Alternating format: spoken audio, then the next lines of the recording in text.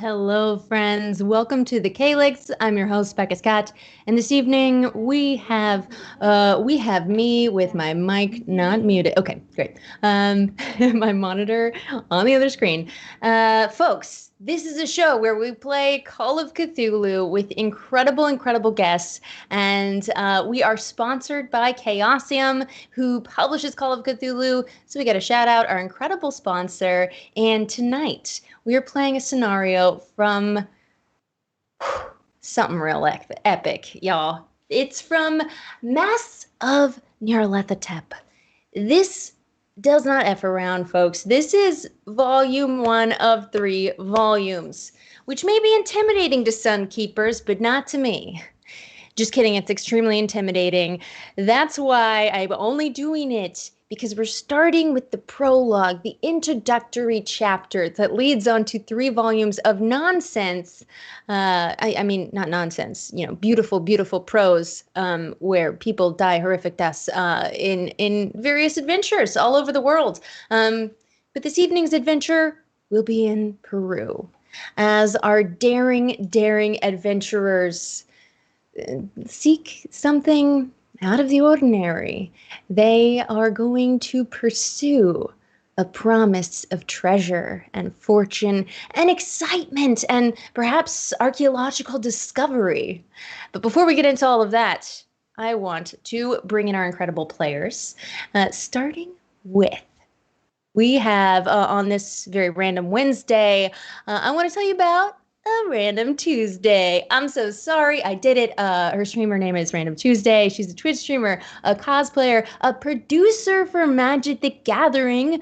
Super exciting. I met her because she is an RPG writer, all around a super talented human. And in fact, you have to go check out Random Tuesday's YouTube channel where she has all kinds of cosplay building YouTube videos. If you're interested in that, she can teach you everything you need to know. Without further ado, Lauren Bond. Teach you like some of the things you need to know. Maybe not everything. But thank you for that wonderful introduction. To my knowledge. Of course. Hello. It's all true facts. Do you want me to introduce my character or just myself? I don't know. You kind of covered all of it. Well, just give us the tagline for Renee Cohen, and then we'll learn more about her as we get all 3 of you together. Renee Cohen is a botanist. She is, relatively young, hoping to become a PhD student, but maybe doesn't have the best reputation. She has some interesting theories about the sentience of plants. Could you elaborate? She thinks plants are sentient. They have talked to her. Did she talk back to them? Not where other people can hear. That's all that matters. In that case, your character and me, the human, have a lot in common because I think it helps them grow. So I do talk to my plants. Yeah. Have you ever talked to a plant like earnestly? I have not, that I can remember. Lauren has not. I don't know. I know my partner Steph talks to her plant. Like her avocado plant that she's been nurturing. It's very cute. An avocado plant? It's quite impressive at this point. Like it's a few feet tall. And they're going to be actual edible avocados? Apparently it takes like 10 years. Okay. But in like 10 years there'll be avocados. I have an avocado tree, but they are the most inedible rocks that will never ever become ripe because I found out it is a very rare strain of avocado that actually gives the fruiting avocados that give hipsters avocado toast. Yes. Hi, Steph. That's the talker to plants. Just good for her under the bus. Right on cue. Yeah. Okay, perfect. It's part of why most plants, actually fruits that we grow, are grafted. We don't, because it's like pretty uncommon that they taste good. So we just take the ones that we know work and then like plant branches. Yeah, that's what I was told. Farming is fascinating. I know. If anybody knows a lead on where I can get a grafted avocado branch, I'll take it. I mean, I'm sure this avocado farm, we could organize a heist. Oh, yeah. Okay, well, that's another stream where we're going to get a backpack that can go live to Twitch, and you guys will see us do this incriminating behavior. But I'm going to have a grafted avocado tree at the end of it. Pretty great. excited about that. I could talk to you about avocados all day long, apparently. It's not a show about avocados, so who's That's true. next? We should get another guest in here, which I am dying to do because we have a stylish little pixie coming in here, variety streamer. You can find her most days of the week doing that. Starla in the immersive auditory experience that is Girls Guts Glory. I mean, really, just an extremely well-produced audio experience. Please check it out if you haven't already. Also a cosplayer. It's the one and only style pixie herself, Erika Fermina. Oh, you're muted. I realized after I said hi. It's better than going on and talking like the beginning of every stream I do solo where I'm just muted for 15 minutes. Yeah, I have a little note on a whiteboard on my desk that says unmute microphone, and you will not understand how often my microphone is still muted when I start stream. You know what? A whiteboard that's always there, it starts to be noticeable and then it forgets to be noticeable after that. Yeah. How you doing? I'm doing well. I'm very excited for my first game of Call of Cthulhu. It's my first time playing. Yes, I'm so excited for you. And it's also Lauren's first Call of Cthulhu game. We forgot to mention that. So excited to introduce you instead of saying anyway. You were playing Jennifer Smallwood, the dilettante from Hampshire. Oh, yes, sorry, I am. that's an atrocious accent, but your accent is lovely, even if we don't know if it's from Hampshire or not, but it's a lovely English accent. Tell us more about Jennifer Smallwood. Well, Jennifer Smallwood is from Hampshire, and she has decided to go on an adventure, explore the new world. She was tired of the dancing and the suitors, and so she decided to go and answer this ad to go seek treasure in Peru. As one does when one sees an opportunity for treasure. I mean, who could resist that alluring invitation? All right, so we'll learn more about Jennifer as we go along on this adventure. But we should get our other player in here. Yes. Excellent. So let's see. Last but not least, we have actor, streamer, board gamer, creator of Things Get Dicey, which is a YouTube channel where she creates incredible sketch comedy all around board games. Probably the only person to do it, or at least the greatest person to do it. If you're not following her videos, you gotta do it. And if you're not, you might as well just roll for sanity right now. It's Paula Deming. Hello, it's me. I waited a moment because I was like waiting for my own face to show up on the Skype call, like I was in the call now, but that's not how Skype works. So I was like, am I on?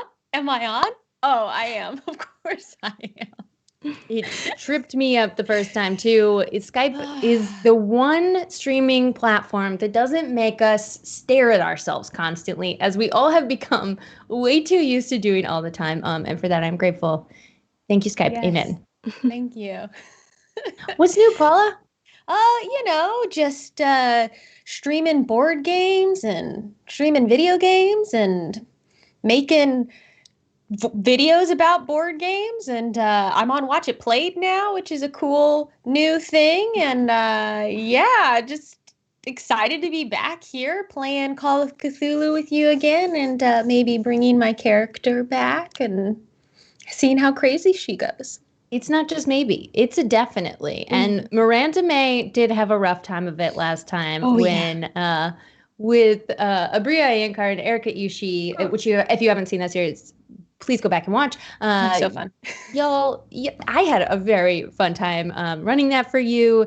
And it didn't go particularly well for you at first. Look, you see a dude, like 12 versions of the same guy, and then he pulls like a lamp out of his mouth, and you temporarily go insane and you brick yourself up into an imaginary wall to protect yourself.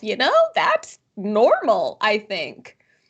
I love that that's what happened. I think that came out of your imagination, and it was the perfect thing to happen to keep you safe. So I kept myself safe, and I was fine. We vanquished that demon. Spoilers or not, did we? Who knows? Go and watch it. Well, she lived to see another day, is all we know. She sure did. And perhaps her wealthy patron, who is the reason that she became an antiquarian after growing up as a bit of a street urchin, has requested that she go on some archaeological trip over to Peru and maybe try and bring something back for her. So that's what Miranda May is going to be up to today. Awesome. Is there anything anyone else would like to add about their character before we jump right in? I think it's important for everyone to know that Miranda May is very tall.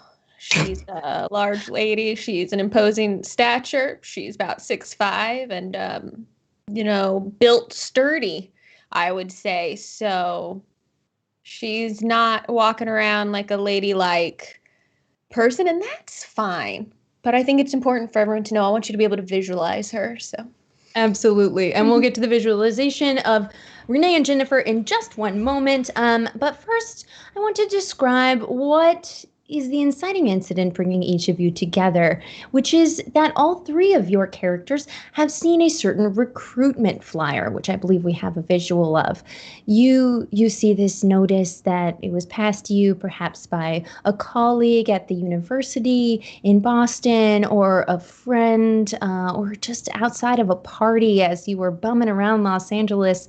The explorer, Augustus Larkin, is planning an expedition to the highlands of Peru, where he hopes to identify the site of a pyramid long forgotten by history. Following the discovery of a number of gold artifacts in the region, Larkin believes that he has found evidence that will lead him to their source. He is currently in Lima planning the expedition and is recruiting companions and possible backers. Each of you see this and are motivated to write to Augustus Larkin, currently in Peru. And each of you receive a telegram in return. This telegram thanks you for joining the expedition, asking you to travel to Lima, saying that you have a room booked at the Hotel Mori, and to meet the 18th of March at 7 p.m. at Bar Cordano. It gives the address for the bar, the location in Lima, Peru, and each of you must secure your own travel arrangements from wherever you currently are located in order to arrive in Peru by steamship before the 18th of March. I would like to know, what is the last thing each of you do before departing on your journey? And before that, if you want to give us a little description of what your character looks like. Let's start with Renee. Renee is fairly average, like in terms of build. She's not very tall. She's not 6'5". She's, pretty average. Sort of dark curly hair. She tends to wear it sort of in the short kind of current style, tied back with a scarf. She has large glasses that kind of make her eyes look just like that kind of creepy big, as opposed to what like normal eyes, I suppose. I don't know how to describe this, apparently. And she's got those Queen's Gambit eyes. Yeah. She's just like always kind of shocked looking. And she's currently a student, or at least probably working like in a lab at the university at, we'll say, Boston College.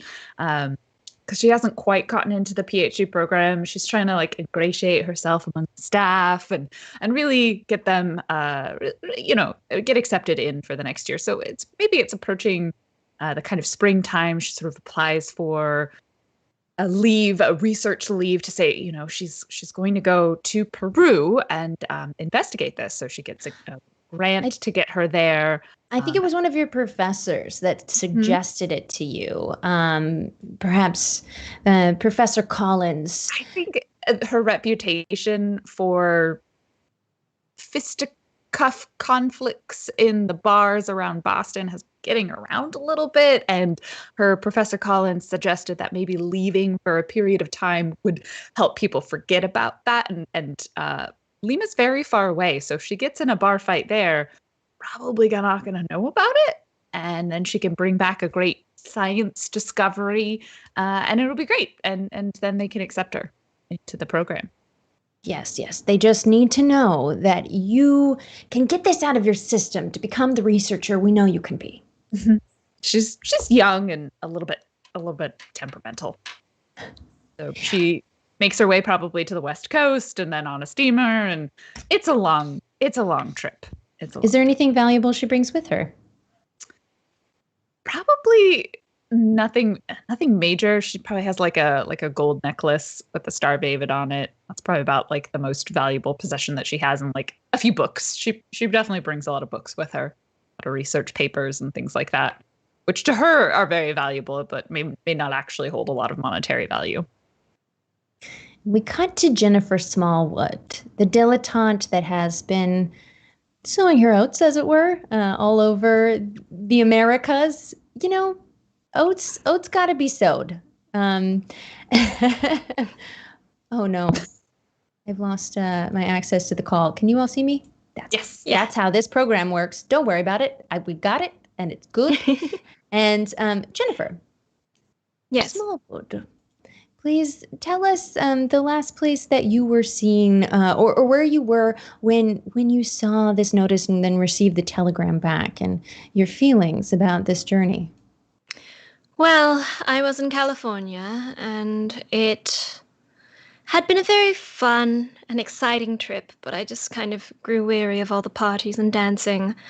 And so once I saw the ad from Augustus, I decided, I would become one of those backers, and so I gave him, $1,000 US, and now I'm very excited to go to Lima.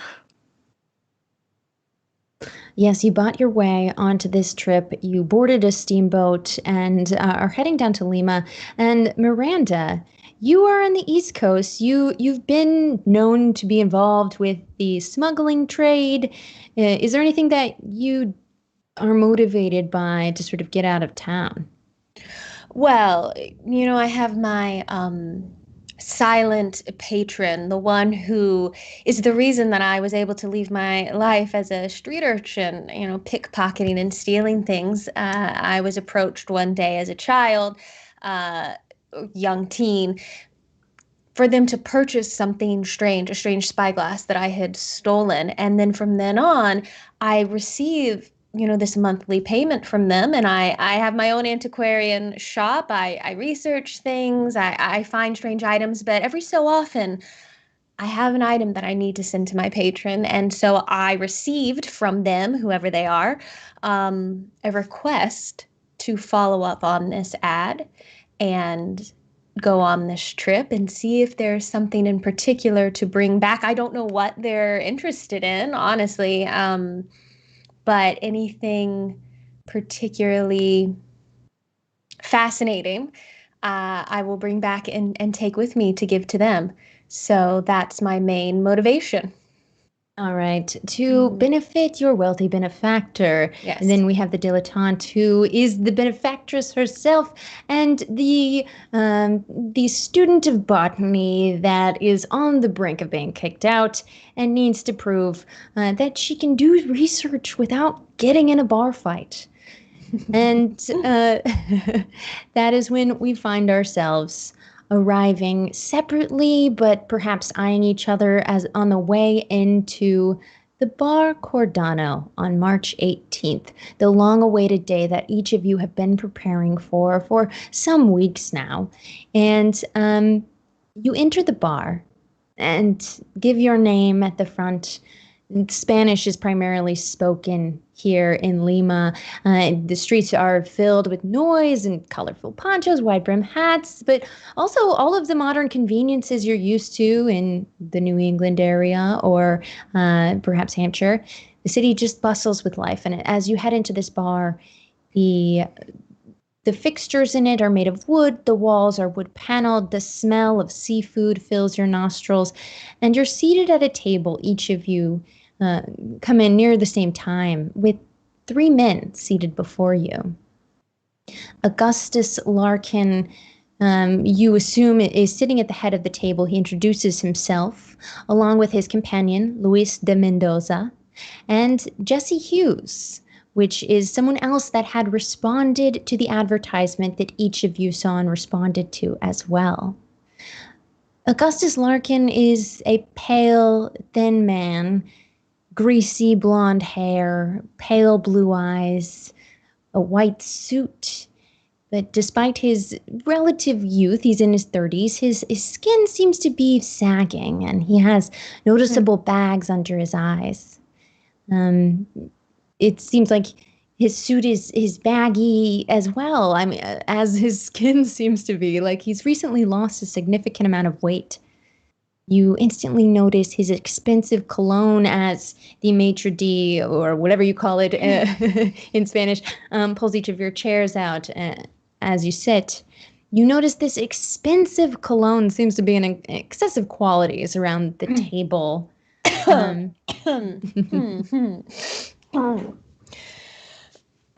Ladies, welcome. I'm so glad that you have answered the call. It is a pleasure to see each of you. Yes, nice to meet everyone here. More people than I was expecting.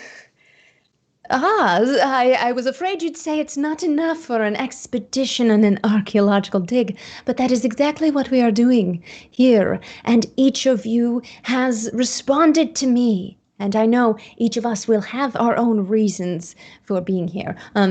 He introduces each of you to each other, and to Jesse Hughes, the other person that has responded to the ad. And you notice Luis de Mendoza, who he gestures to, does not stand as Jesse did to greet each of you and shake your hands. He doesn't say hello either. He just stares at each of you. Luis is a man that also seems to be about in his 30s, a gaunt man. You assume that he is of Hispanic origin based on the tone of his skin. He has very pronounced cheekbones and deep-set, piercing blue eyes. He's got very messy, medium-length brown hair, and as if he has never made any attempt to style it. His clothing is relatively clean, but old and frayed, very light cotton. I stick my hand out right in front of him. I say, pleasure. I want to see if he'll shake my hand. He turns to look at you and looks at your hand, then turns slowly towards Larkin. Larkin looks back at him and makes a gesture with his chin towards you. He puts out his hand, and as you shake it, does it feel like a normal hand? It feels like a bony man's hand. He's very thin, and you notice it's unusually clammy. Yeah, as I suspected it might be. And kind of subtly under the table, kind of wipe my hand off. Do you say anything to each other? Well, frankly, it's nice to have so many other ladies. I was afraid I might be the only one on a trip like this. So this is making me happy. Yes, I'm quite excited as well. This is about as far away as I've been from home, but I'm excited. Oh, really? Where's home then? Boston. Oh, Boston. I think I traveled through there. I'm also from Boston. It's funny, we've never run into each other. I mean, it's a big city, but thousands of people live there. Yeah, that's right. But are you a student? No, I'm not. I've never really actually gone to school much, but the school of Hard Knocks is the one I grew up in. With that one. Well, that's one I've heard of too. And the other gentleman sitting at the table offers his hand to you. He had definitely sized up Mendoza as he saw the awkward exchange of handshakes and was giving him dirty looks the whole time. This man is of average height and build, an African-American man. He has a very large grin, and he shakes your hand heartily, each of you in turn. Jesse Hughes, author, folklorist. I'm from Stratford, Connecticut. Oh, nice to meet you. Excited for adventure. I've heard much of this area and the people here, and well, I'm excited to see if what I've learned about the region comes to pass. Oh, what have you learned? Oh, well, we can get into that, but I believe Mr. Larkin here would like to tell us a little bit more about his expedition. Perhaps we'll have a drink later. All right, deal. It's true, I do. I'd like to welcome each of you for being here and tell you about the plan, which is rather simple. We will head up to the highlands, and while we're there, we will locate the site of a lost pyramid. We will recover some valuable artifacts, and I promise each of you of this expedition's archaeological validity, but I fully expect everyone involved to become quite wealthy, or at least realize some measure of success within their chosen academic fields. Is it wealth you seek, dear? And he turns to Renee. Or academic prowess? Is not cheap, so would say no to that. But more importantly, I actually, and she like looks over, I think, at Jesse and is like, I would love to pick your brain at some point about what you might know about the natural world of this region. Maybe some rumors that you would be aware of as well. But also archaeology's fun. Well, lady, it would be my pleasure to tell you everything I know and learn a bit from you in return, says Jesse. Great. And then you write in your notebook? Yeah, she just like pulls out a notebook and just starts scratching a few things. Well, miss, that's a very large notebook you have there. Take a lot of notes. Did you just write something down about me? Oh no, just a questions I want to ask you later. Right. And then he hushes himself as Larkin continues and turns to Miss Smallwood. And then immediately seems to have forgotten himself. He takes takes your hand, Miss Smallwood. Larkin does, the organizer, and he kisses it. You must be Miss Smallwood. I am extremely grateful that you have not only responded as an adventurer, but also as a patron. Oh, well, I'm just quite excited. It seemed like something very, very interesting and new. Yes. Just a whole new experience. New indeed. Well, each of us have our reasons why we're here. He turns to Miranda and looks up. You will be very useful on this dig, ma'am. Well, thanks. I'm hoping to get something out of it myself. Actually, question for you. What, in terms of profit sharing, are you thinking we can just take with us some of the things we find? Well, that's a very good question. I'm glad that you've asked it. I hadn't really thought. Well, perhaps, as the leader of this expedition, I would ask for perhaps a first pick of whatever relics we may find. But I have no doubt that what we find will be of such value and so plentiful that an equal division should suffice. All right. Between the six of us. Does everyone agree? Fine. Mendoza slowly shakes his head. Jesse Hughes agrees as well. If we publish a paper, as long as I can put my name on it, that would be incredible. Oh, you should take some of the items we're going to be finding, probably not just write a paper. I do believe you could do both. Sure. Yes, taking things. That sounds great. Ah. I think she like turns to her notebook, and if you look over her shoulder, she says, "Where do you sell ancient artifacts?" Like, just like notes for later, like how to transfer that into liquid cash. Miranda will notice this and go, talk to me later. I can help you out with that. Oh, great! Thank you. Thank you. Don't have a lot of things. Jennifer's Sorry, going to I know turn. people who will buy them. Jennifer's going to turn to the two of them. So, you two are interested in treasure or riches in finding these sort of things, or what is your primary draw here? Well, I'm less interested in treasure exactly and more the interesting items themselves.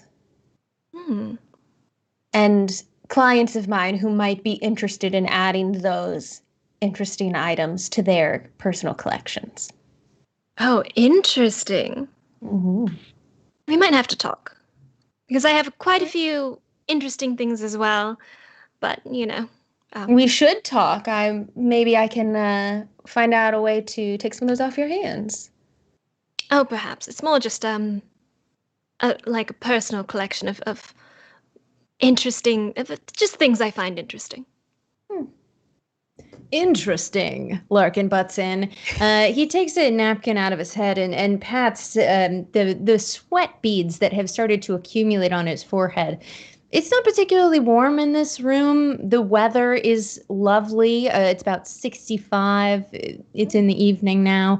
And he seems to be sweating in a sort of, you can't tell if it's nervousness or he seems increasingly sort of frantic, but yes.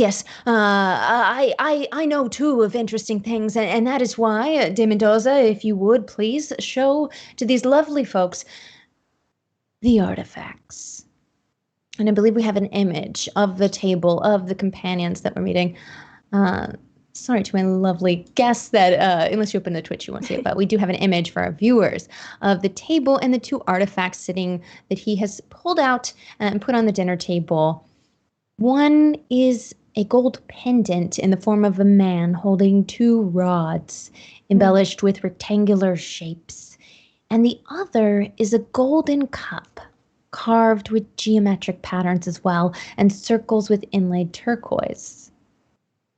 I would like to take this moment to remind you, if you guys ever would like to roll for anything, you are more than welcome if anything's on your sheet regarding any of the NPCs that we've mentioned, the space itself, or these items. I'd like to take a look at these items. Will he let me if I pick them up and examine them? Do they seem to be willing to let me touch them?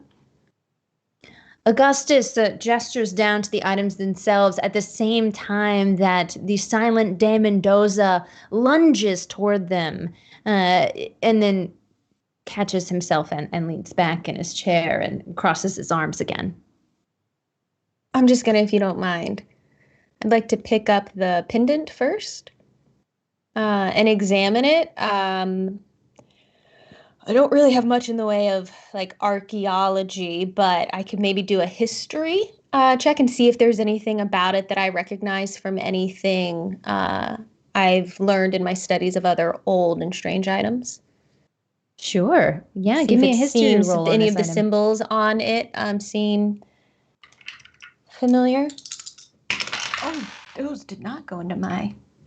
To anyone Okay, who's that's- hopping on who has not played Call of Cthulhu before, we are playing with a D100 system where our players are rolling 2d10 as a percentage, and Miranda May is attempting to roll below 35. But I did. I rolled a 58, and so that's not even enough to like spend luck on or anything. I think that's pretty much a fail. It sure is. And also remind our viewers and our players that there are a couple of options in Call of Cthulhu if a roll doesn't go your way. You do have a luck skill, which you may spend, as well as it being a statistic that you could roll. You may spend it 1 for 1 to help to make something a success, but we kind of limit that at 10, just as a house rule, because our friends at Stream of Blood do it. And the other thing that you can do is push the roll. if you want to, if you could describe to me a way in which you could work harder, or I'm not sure this is particularly a pushable role, but a way in which you could go the extra mile to exert yourself in a way that could cause you great danger, but might give you the result that you're looking for. Yeah, in this scenario, I think I'll look at it and go, pretty. Set it back down on the table. I think as you're looking at the pendant, Renee has she's read about the occult and stuff. Again, she has weird theories about plants, and it's just might make a little occult roll to see if this is at all familiar to her in her various perusing of academic, not academic sources around uses and weird stuff. Yeah, weird stuff. So I'll give it a roll. Mine is 50. I roll a 12. Oh, excellent roll. I definitely succeed. Yes. And in fact, we're playing a 2-shot here, so this isn't extremely necessary, but in general, in the rules, the checkbox to the left of the skill is to represent if you've rolled very well, which you just did. So you should check occult. Oh, that's great.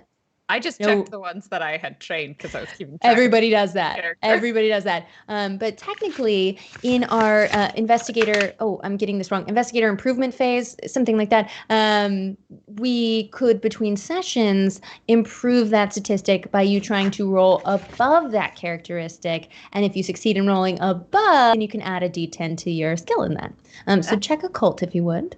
Yeah. Just for funsies. I've circled it because it's technically... Perfect. I got it. I know how to stuff. Yeah. So Renee kind of picks up the cup and looks at it while you're looking at the pendant. Smells it.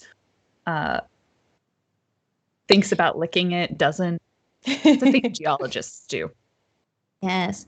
As you look at it, you have a great knowledge of things that are otherworldly from the past. And you could maybe date this golden cup to be maybe 15th century. But you feel no otherworldly presence within it. You don't feel, aside from probably many dead people touched it and made it, you don't feel any particular supernatural value in it. Which maybe, given the circumstances, is bizarre. Sorry, what was that? Oh, no, I think she comments just I don't think this was used for anything particularly interesting, and just puts it back down. 15th century, I think, probably around the time of colonialization and, mass genocide. So, smiles. Jesse Hughes, wearing a tweed suit, fedora, puffing a brown pipe, tips his hat to you with the commentary. He likes you. And you also see him turn to De Mendoza and raise an eyebrow. He finds this man to be strange, you can tell. He's not the only one. Mm-hmm. I think maybe all of us share a look at that point. Yes. He's odd. Well, I have many plans. Larkin jumps in, Augustus Larkin, the organizer of this expedition. He jumps in and he says, really, if you have questions for me, you're more than welcome to ask them. I have a plan for the expedition, but instead of going over every nut and bolt of the things I've been spending months organizing, perhaps you have questions specifically. Well, now, are these artifacts from... You think these are specifically will lead us to your lost pyramid, or I'm so glad. Or are these asked. just other things that you've found along the way? I know that they are from this pyramid, and I believe that I know the exact location of where they might have been found because whilst I was traveling in the highlands, I heard about this lost pyramid, this undiscovered pyramid, from an alpaca farmer. His name, what was it, De Mendoza? You talkative bird? No? All right. Ernesto Moyo, that was it. He said his grandfather had come across this site and taken some items, this pendant, this cup, but went on to say that the site was a cursed and fearful place and that locals will not go near it.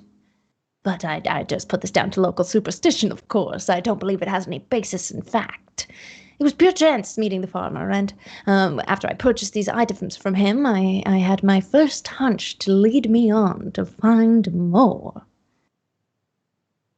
And the farmer was happy to sell these items to you? Oh, very much indeed, yes. You'd be surprised how far that a pound could go here. Renee mumbles something about curses having transitive properties with purchases. Curses tend to get passed on.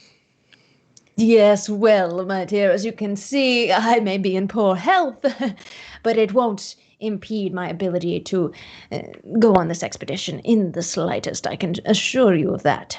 I didn't want to say anything, but how long have you been in poor health? That's rather unfortunate. Well, it's the side effects of malaria, but I assure you it is not worsening by any means. It's just something I deal with, and I promise you I won't be slowing anyone down. And you don't think this has anything to do with the curse?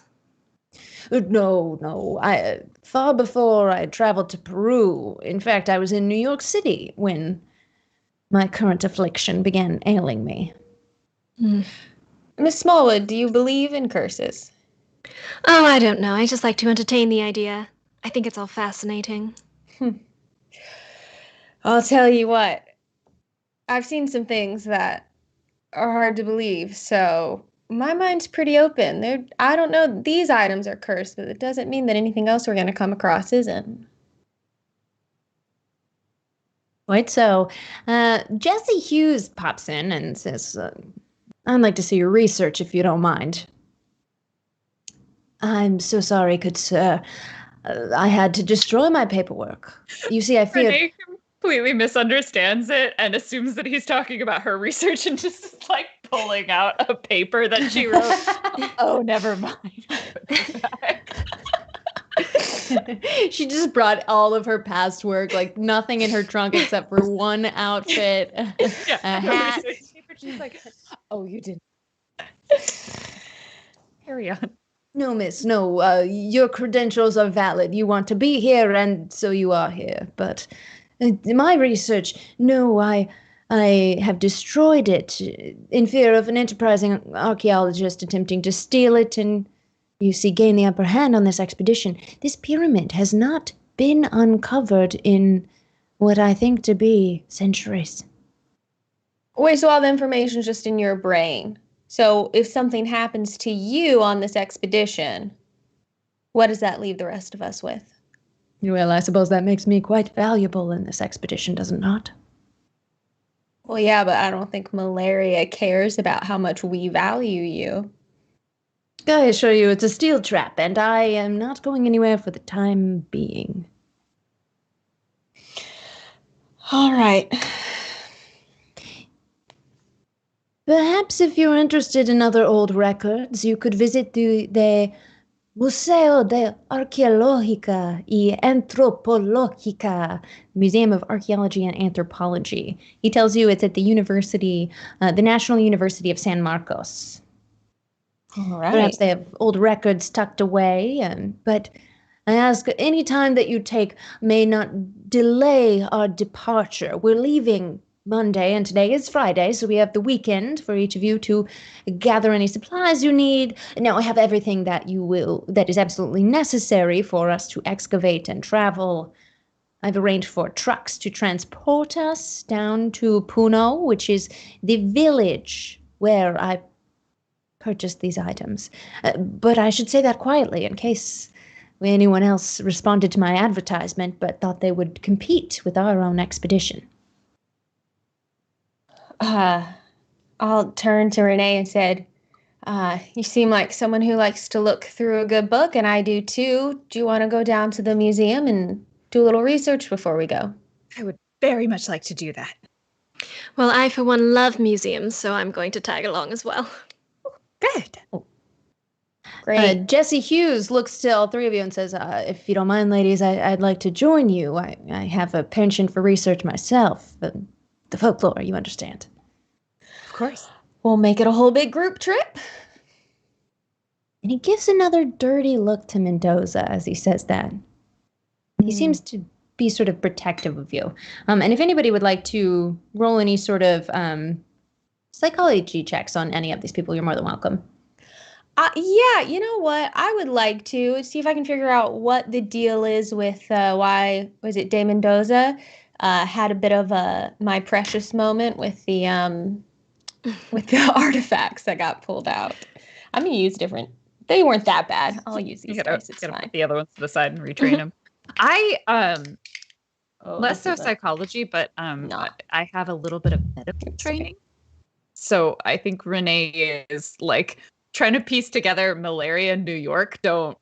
She's suspicious there, and like maybe what's going on with Mendoza, and just like are these men dying? Like what's happening there?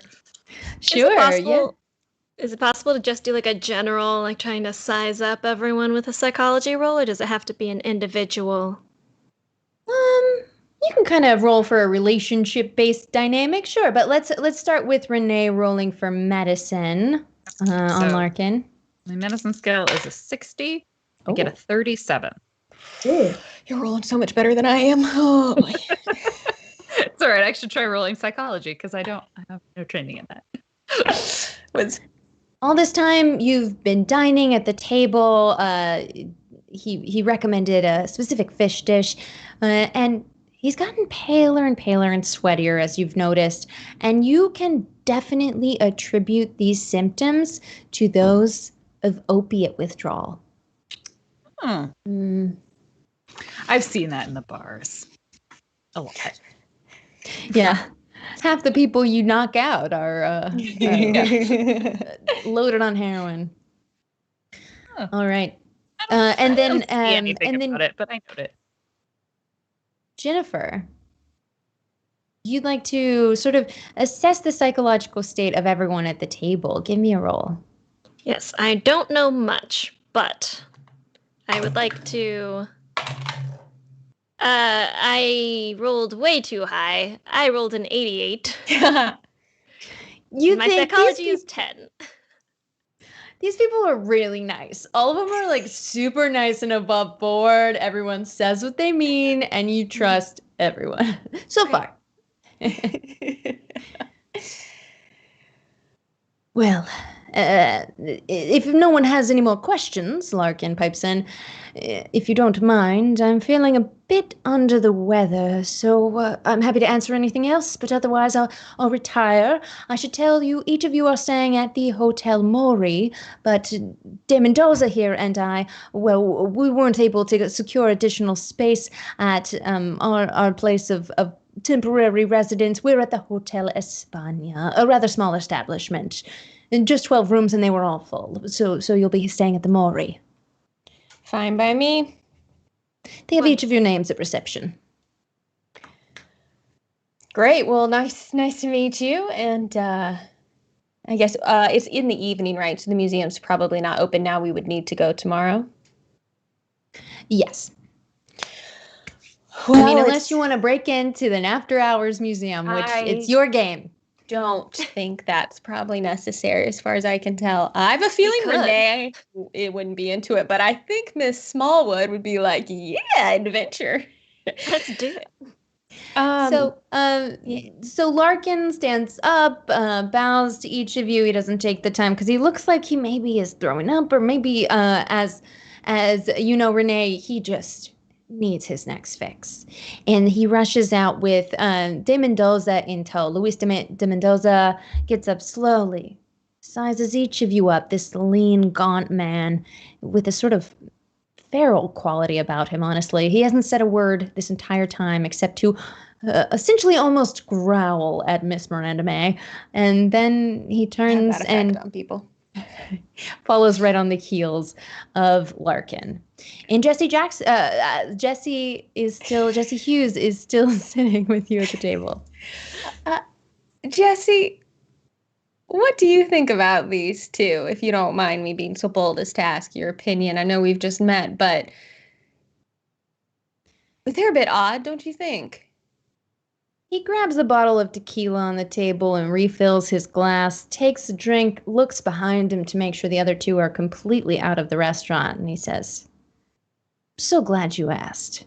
How much of what you just heard do you actually believe?" Well, I don't know. Me personally, I don't know. It's hard to say. I couldn't tell anything about those artifacts they have, but I mean, like I said before, I wouldn't dismiss a curse. Maybe it's not real, but I wouldn't dismiss it so offhandedly as they seem to be doing. You have suspicions that they are being untruthful? I don't know. What about you? Do you trust him, Miss Smallwood, was it? Yes, Miss Smallwood. You may call me Jennifer if you would like. But yes, I don't see why he would have any reason to lie, unless. Well, was clearly suffering from opiate withdrawal, so he probably wasn't in the best state of mind. I don't know what was going on with Mr. de Mendez, but definitely Mr. Larkin was previously high as a kite and currently low. Oh. I noticed that as well. Ladies, a moment. I don't know if you would know me under... Well, you see, Jesse Hughes is not my real name. Oh. I'm an author. You may have read my last book. My name is Jackson Elias. I research cults. And I've been searching for information about secret societies in Peru, specifically around Lake Titicaca. And, well, I believe I have a lead here. I hope I'm not showing my hand too much, and I hope that you won't turn around and tell Larkin what I've just said, but I didn't want him to know my real name in case he assumed that my writing would interfere or be too obvious that that's the real reason that I'm here. Do I recognize his name? Have I read any of his books? Good question. Each of you can roll for education to see if you have read his previous book, which I should... Okay. I am well educated. Let's see what we get. All right, my education is... I'm going to need a hard success because it's a very specific book. My education is 80 and I rolled 30. So I have read his book. I see education. I'd say one of the top ones up the top under characteristics. Yes. Well, mine's 45 and I rolled 40, but that's not enough to be a hard success. So I've not read it. It's funny because, I read a lot, but no, I can't say I have heard of you. I think as soon as he says his name, like, Renee reaches into her bag and has a copy of his book. You do. You have a copy of his best-known book, Sons of Death, exposing modern-day thuggies in India. Whoa. Will you sign this? I thought I recognized you. Ma'am, being undercover in Peru, I never thought that... Why, certainly it would be my great pleasure. And he takes the book and he signs... To my new friend, Renee. By the time you next read this, hopefully you're an old friend. Signed, Jackson Elias. Clutches it for a moment. It was a fascinating read. So you think there's a cult here in Peru where those trinkets came from? Or wait, do you think Larkin's part of the cult? I'm not sure Larkin's exact connection as of yet, but I do know that my research has led me to be distrustful of Luis de Mendoza. During this, I just want to lean over to Jennifer and be like, is it just me who doesn't know this guy? Do you know who this is? No, I do not know who this is at all. No. Oh, okay, good. Renee's like, I was like, at a convention right now. He looks like slightly surprised. He thought maybe researchers you'd know him, but he's not at all disappointed or rude about it. Of course, yes, no, I wouldn't think that you would have read it. It's becoming a popular book, and I hope that you do. I'd be happy to sign a copy for you if you mail it to me after all this is done.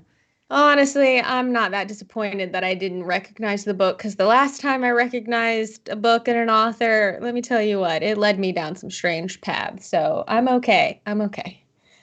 Now that sounds like how an interesting adventure might begin. He takes out a pen and pad, and he's like, "Do you want to elaborate?" Maybe later along the way. I'm not sure it's this story to put us in the mood for a new quest. Well, the quest that I'm here to follow is Legends of the Kaharisi. The Karisiri.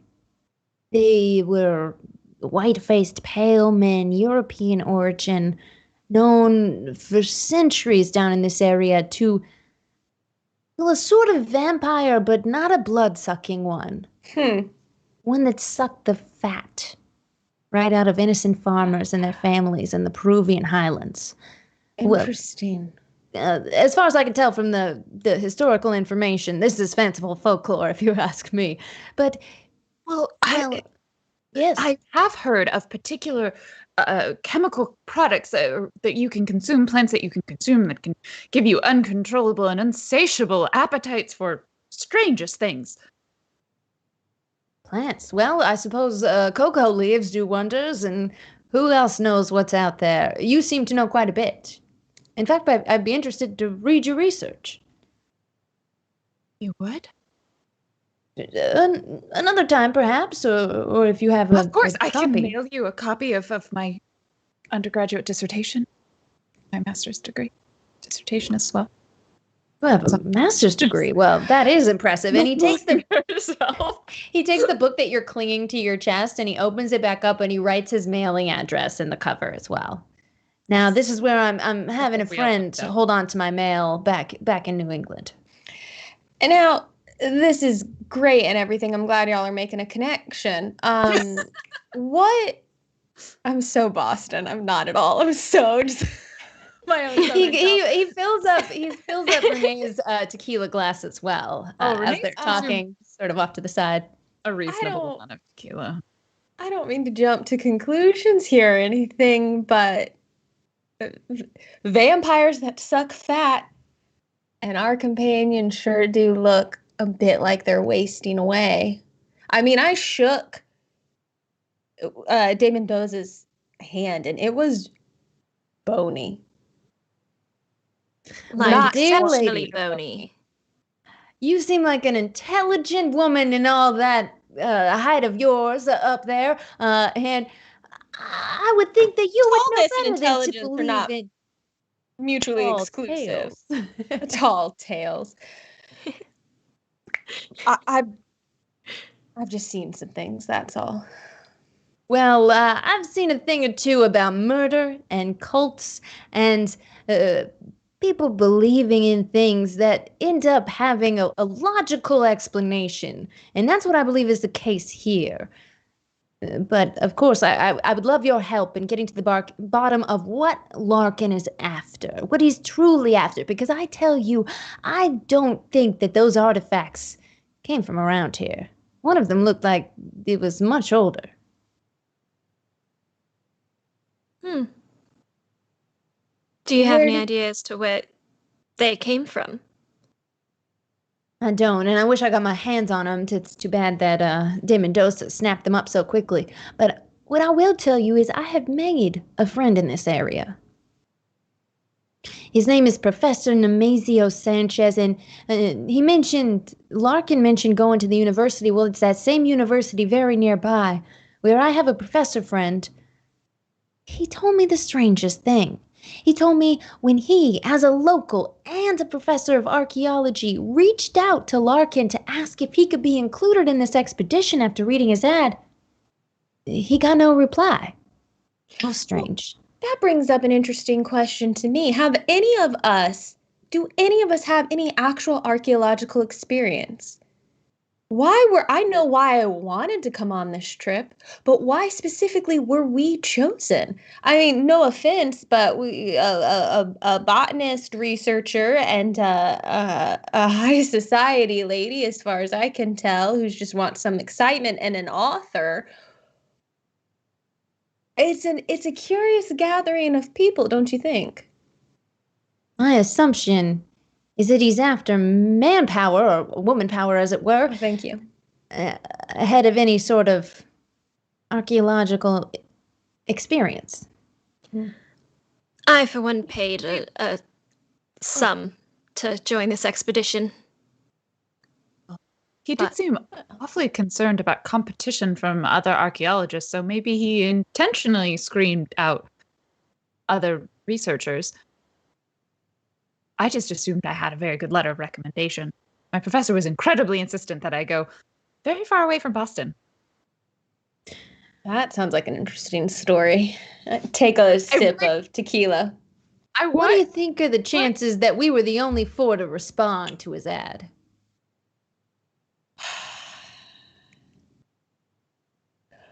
Well, I suppose it's possible.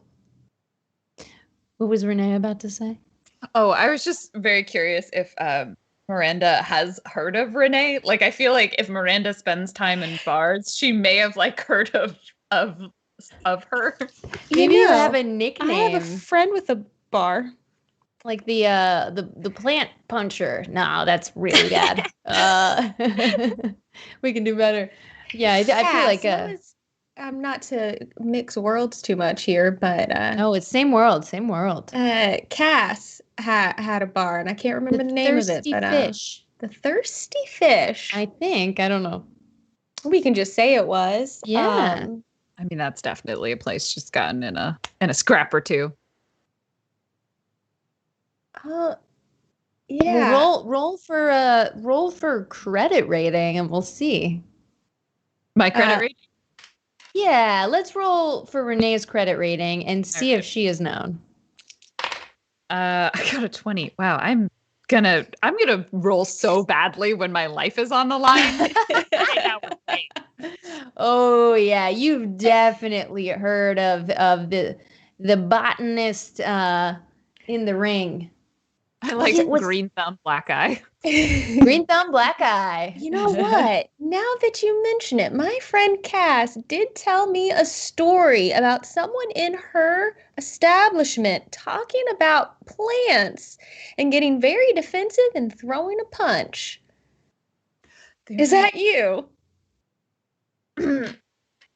They were suggesting that my research wasn't well researched and that I should she just like knocks back another shot at tequila. Well, I could tell from your notes, there's no way that anything you put out is not well researched. Thank you. You're welcome. Well, ladies, before I have too much tequila in me, I should mention to you I'm planning to visit my professor friend tomorrow morning at 8:00 a.m. At the museum. Great. Well, I'll plan to be up and join you with that. See what we can find. All right. Do you retire to your hotel after having a few more tequilas with Jesse Hughes, a.k.a. Jackson Elias? Yes, I think. Yes. I will. All right. Let's say that the four of you stumble back to the Hotel Maury together, where after securing your accommodations and moving into your rooms, you're quite at home and wake up the next morning and head straight to the museum, where you find, we'll call him Jesse for the time being. You find Jesse waiting for you out front as he tips his hat and leads you into the museum. Great. Can I do a library use check to see about finding something interesting about, do I need to tell you probably exactly what I'm looking for? Anything to do with stories of a cursed, lost pyramid, hidden pyramid? You can, but let's have you head inside first, and I'll describe it to you just a bit. Jumping ahead. I'm eager. I love that about you. Please always pitch rolling anything whenever you feel like it. But as you go in with your new friend Jackson Elias, who brings you to meet his new friend. Yes, the professor. El doctor Nemesio Sanchez, mucho gusto, and he kisses each of your cheeks as he shakes your hand. He tells you about how this university was founded in 1551, which makes it the oldest seat of higher learning in the entire Americas. But the museum was founded in 1919. And when you walked in, you saw a long 2-story stone building fronted by a beautiful park, the Parque Universidad. You saw older buildings in the distance as you headed into this new stone one. And his office in particular is airy with tall ceilings. The windows are open and the breeze is blowing. The walls are washed white, and there's shelves of books and artifacts all the way up to the ceiling all around. In the center of the room is a large wooden desk piled high with papers and books and journals. And the man who has kissed each of you on the cheeks is rather dapper.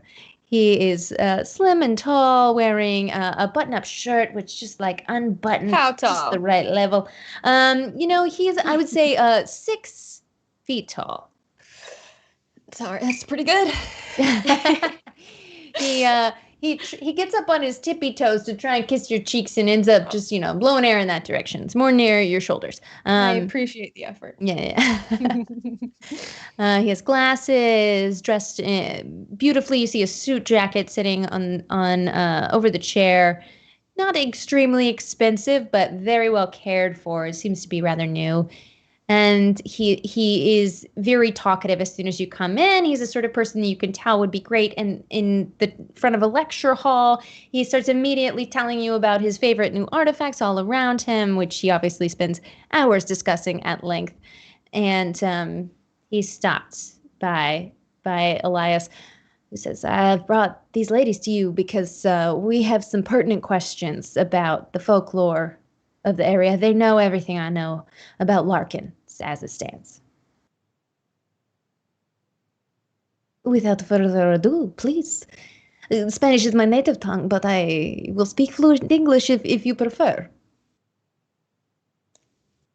I would appreciate it. I'll say Yes, that. Yes. Es That would be posible very que podamos hablar totalmente en español, si podrías. No. Por favor. Just kidding. Yes, please.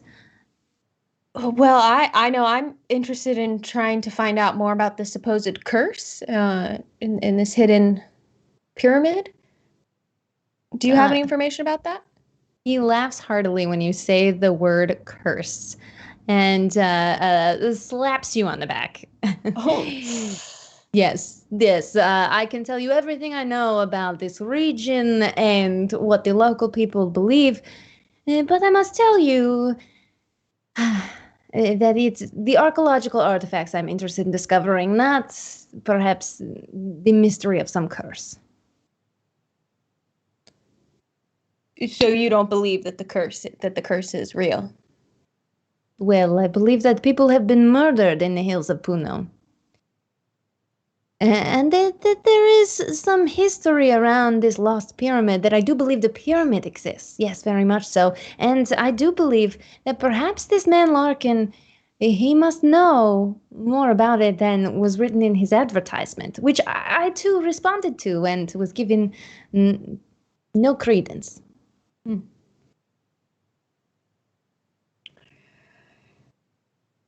Well, interesting. He tells you that his suspicion is that Larkin has ignored his advances, or not advances, but his appeals to go on this archaeological dig because he wants to just loot it completely undisturbed, doesn't want the museum involved, doesn't care about the archaeological significance of what may be found there, when of course the doctor does. And he laments to you that there seem to be no legal restrictions to foreigners coming into Peru and looting the pyramid here. He curses their name and calls them cuaracueros, grave robbers, in Quechua. Yep, that's gonna be me. If there is any information that I can help you to uncover, I seem to trust in the three of you implicitly, something about your kind faces. And if you come here with my friend Jessie, wink, then I do trust that your intentions are pure. There was a mention of, don't want to use the word vampire, but that's the word that has been used. And is there any information on that? Maybe they're involved in this region. The artifact seems like it was from the 1500s, which would align with the timing. It's funny that you should ask about the period of conquistadors. He tells you he doesn't believe in vampires, but yes, he has also heard the tales of the Karasiri. But no, what he's more interested in is the history of who first had set foot onto this lost pyramid. And he tells you that along with his research assistant, an undergraduate student, he has found the documents that were recorded by a conquistador, Gaspar Figuera, in the mid-16th century. And because they were so difficult to read, he tells you that Miss Trinidad Rizzo, his research assistant, his student, has been creating a summary of this document, and that she will be along shortly to share that information with you. Oh, great. Do you mind if I just poke through some of your research, see if I can come up with any of my own conclusions from it? I love nothing more than for a beautiful woman like yourself to examine my books. Please help yourself. And he grabs your hands and kisses them. Oh, well, thanks. So I'll look through and see if there's, I particularly am looking for, I know he doesn't seem to be believing in any actual curse situation, but I'd love to know if I can look through things and if there's any, I don't know, anything that stands out to me as giving more information about what the curse supposedly is and whether or not there seems to be like any inkling of that I might interpret as proof of it, I guess.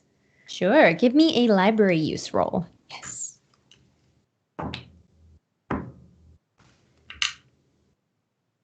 Oh, man, my rolls are horrible. You know what? No, I can't do that. It's too much. I needed a 20 or less. I rolled a 34. Haven't rolled a single success yet. It's fine. I don't mind. It's fine. It's cool. It's fine. He tries to tell you that the only thing that might lead you to more information about the Karasiri is local folklore, and he gives you one small tome that has a little bit of the information that you've already heard. It describes their mouths being disc-like shapes full of teeth that suck the fat from bodies, but that they appear completely human otherwise. But you can't find any information that is completely new to you. Great. Thanks for letting me look through your stuff. I'm so sorry that Rizzo is not arrived yet. Trinidad, she went down to the basement to find one of the artifacts that we found mentioned by Gaspar Figueroa.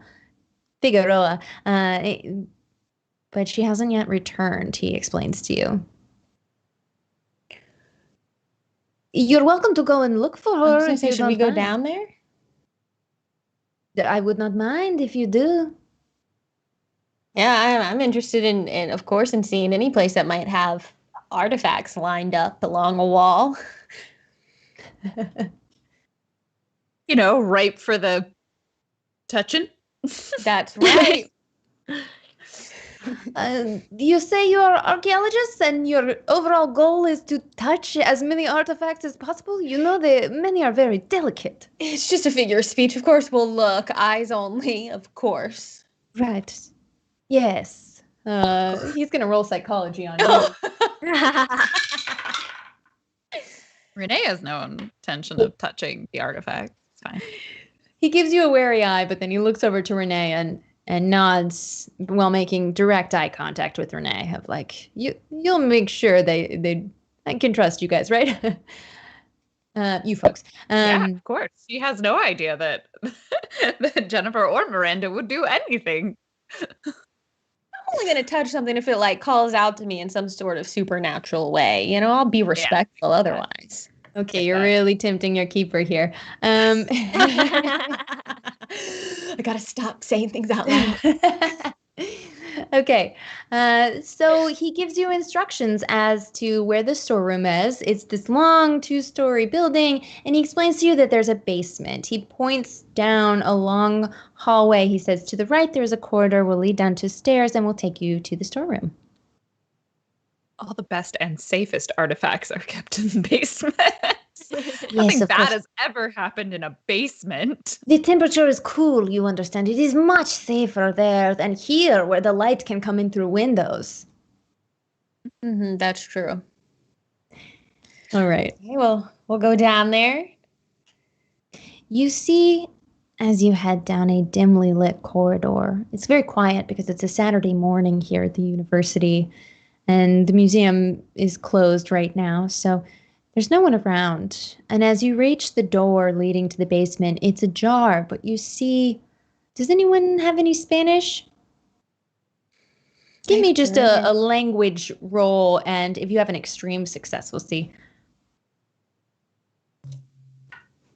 I mean, language other, you have to roll 1%. Let's see what I think I rolled a 3.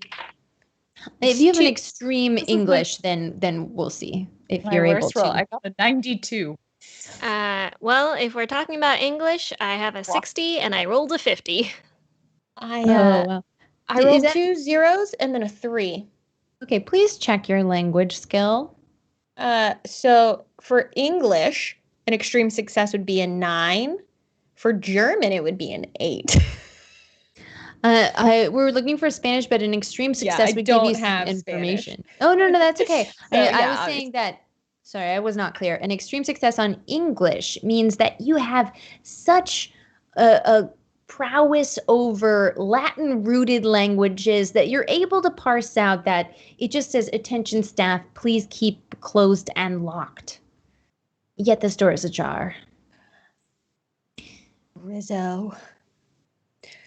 I'm pretty sure this door's meant to be closed and locked at all times, so everyone just keep an eye out. Jennifer's gonna just gently push the door open a little bit and peek in. I love that 3 heads are probably appearing above the door, behind the door, as is standard protocol.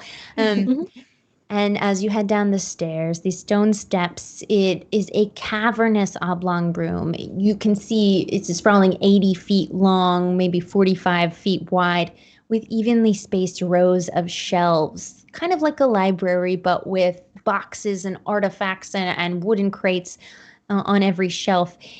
The lighting is dim. The ceiling is not extremely tall. It was taller on the floor above you. It's maybe 10 feet here.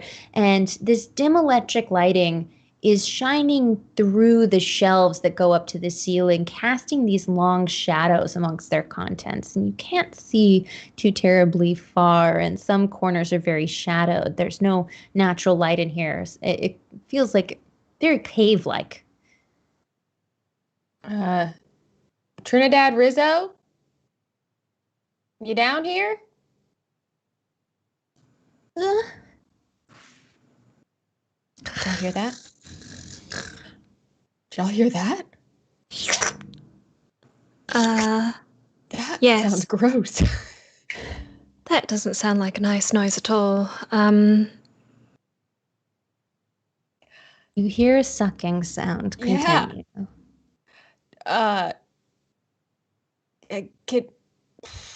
Okay, I turn and I look at both of them and say, okay, at this point we can either go find out what that weird noise is, or we can leave this place right now and not find out. Well, if we don't find out, then someone else is going to have to find out. But we could let them be the ones. What do you want to do? Did Jennifer Smallwood remember her shotgun when she left the Hotel Mori this morning? I don't think she did. I don't think she was ready for an adventure at the museum. All right. Do you head Renee? deeper? I think we know what Jennifer wants to do. What do you want to do? Well, if there's something happening down here, we should probably find out what it is. All right. Remember, this is the choice you both made, and then You're making it as well. I'm supporting you all because it seems that we are an unlikely sudden team. I'm not going to leave if both of you are going to insist on going. I'm not going to just go back upstairs and leave you to yourselves. All right, I'll walk toward the sound. All right. You walk down the aisles, these long aisles that have breaks every 10 feet or so. And as you continue to walk closer and closer to this slurping, sucking, inhuman sound, can you roll for stealth? Yes, I can. Yeah, sure. Let's give it a whirl. I get a 90. I've failed really hard. A 94, and I needed a 50 or better. 74, and I needed a 20. Yeah, same. I got 90. And I'm like, I'm telling you, we shouldn't be doing this. And I won't shut up about it the whole time I'm walking forward. I'm not being quiet at all. Look, if there's someone down here and they're in trouble, then I don't think I could live with myself for not helping them. And then I'm probably just gonna be Trinidad, are you down here? Jennifer's wearing heels that are supposed to be locked. Jennifer's heels are just clacking on the concrete. She loses a shoe right as Renee and Miranda turn to yell at each other loudly as they're calling out the research assistant's name and fall against some of the nearby artifacts on the shelf, clattering a small piece of adobe pottery to the ground. Ooh. Did you do that? I'm not sure. You're not sure who knocked it off as it shatters on the floor. And you hear the slurping quickly stop as you hear even more artifacts being, you can imagine, shoved off the wall, a smashing of a crate. You hear wood smash against the ground as a guttural scream comes out of, and in the shadows, you see a figure wrapped in rags dash out with dark hair, but you can't see. You only see the back of their head as they rush towards the other side of the room. Renee probably, I think, maybe acts on instinct at this point, and she's a bit of a brawler. She sees someone running away who's caused some problems. She's like, "Where are you going?" And I just want to try and tackle him. Oh, yeah, you do. Okay. Renee is initiating combat. Oh, and this no. we're going to go in dexterity order, but Renee is acting first. And if you're running, are you tackling? Yeah, I'm just trying to like straight up knock him to the ground.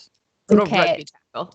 Yeah, then your strength isn't very good, so I'll let you do your brawling instead if you prefer. That's moderately better. Let's go for it. Let's see what happens. I get a 3. Oh yeah, check your fighting brawl skill or circle or star or whatever. Yeah. Check it. Okay. Yep. Oh, I just wrote 50 with no. Okay, Renee is a dexterity of 50. Miranda is 60. And Jennifer is 70. Ooh. Okay, Jenny. I like the translation of the botany brawler. The botany brawler. It was there somewhere. We were tap dancing around it. The botany brawler herself. lunges down between these aisles of artifacts as this figure stumbles between a few of them, knocking things to the ground, no regard for what's around him, and sprints down as you run up behind him and just lay him flat. You pounce on him, and now each of you is going to get to act, starting with Ginny Smallwood. Ooh, as so he's on the ground now, correct? He is completely flattened. He'll get a chance to act when it's his turn in dexterity order, which I'm finding right now. Am I able, you said he has rags, is it covering his face?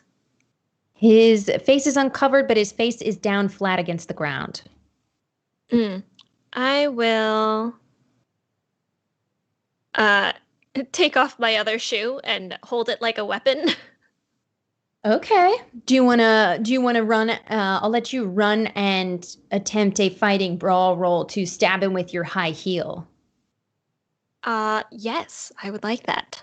Okay, because your friend already had the element of surprise, has tackled him to the ground, and so you may stab him with that heel. Give me a fighting brawl. Give me some low. Ooh, I got a 4. Check your fighting brawl. Where would you like to stab him with your heel? Oh, excellent question. It's probably going to be like right at the shoulder blade. Ooh, I guess it depends on where he's soft part. pinned, but like, yeah. I think the one shoulder blade is available to you. Like the rugby tackle, like the torso tackle, and so like knocked him from the center. So I'm probably like standing still, but like kind of like crouched over him, like ready to just like bop him if he comes back up. The brawling botanist knows her moves, and that's exactly what you did as he gets a heel slammed into his shoulder blade and twisted painfully. Let's have each of you roll some damage for me. Let's see, Lauren, Renee, roll me a D3 that just your tackle did. And this heel, I think, is going to be a D4. If you don't have one, I'm happy to roll it for you. I don't have a D3. I rolled a D6 and I got a 1. So is there such a thing as a D3? 1, 2, 3. I have a D3. I just did a D6 and then I just I thought that was the only thing you could do. Oh my God. This is insane. Is a D3. The number's at the top. One. This is blowing my mind. Wow, D3s actually exist. That's cool. You heard it here, folks. I just did a D6 divided by 2 all my life. All right, let me know how much damage you did to him. I did 1. Perfect. And what about that high heel? Also only 1. I guess I've seen people, I think, do like D12s that are D3s. They're just like I have like an even disbursement of results. If you do like 1, 2, 3, 1, 2, 3. Oh, that is super genius. I like that. Anyway, he doesn't like that, and he cries out in an unholy howl when you stab him in the back. And then it is Miranda's turn. You were the first to start creeping along as your friends have run past you to attack. What would you like to do now? Oh, I don't know. It all feels like such a terrible idea. I'll run over and see if I can get like a knee in his back to help pin him down so we can try and like question what's going on. Okay, we'll call this a maneuver. So you're not actually attempting to do damage. You're attempting to incapacitate. Mm-hmm. Okay. So you're just putting a knee onto his back. Give me a strength check. Okay. That would be a 4, and my strength is 55, so that's definitely That's a big old success. That's an extreme success. You can't check one of your core stats, but still awesome. As you We're definitely in this situation. Yeah, you may not have meant to, but Miranda definitely does. Oh, with my knee in his back. Based on your size, you have done 4 damage because you get to roll an additional D4 for your damage bonus. So 1, 2, 3, 4. That makes it 6 damage total that you've done to this figure as it flips over, wriggling underneath. You put this, well, actually, you kept it from moving. So he's not able to turn over, but he is trying to. As you see the head turn from the side, and you see what was a human mouth and a face that looks somewhat familiar for an instant as it stretches into a maw that is disc-shaped, extending into 1,000 teeth. And it turns its neck 180 degrees like an owl to look up at Renee and at Miranda as you see the eyes of Luis de Mendoza and the mouth of a monster. We have an image for you. Which you might want to pop up your Twitch chat real quick, ladies, or your Twitch. I would share screen, but it would probably mess with our whole broadcast. Twitch open. We'll work on this for next week for me to have a secret way to send it just to you. Oh, no, sorry. I wasn't particular. That is a mouth with many teeth, but there is one that is in a basement that is black and white. I think number 5. As you see, oh yeah, that's gross. Mucusy white film, and he is turning. You have the upper hand. You are on top of him as this face turns around, and he's reaching his mouth up towards you. As you think about what you would like to do next, we'll use this moment to take our 10-minute break. Oh no. We'll just Okay. You may have found your first Kirasiri in the flesh. Who knows?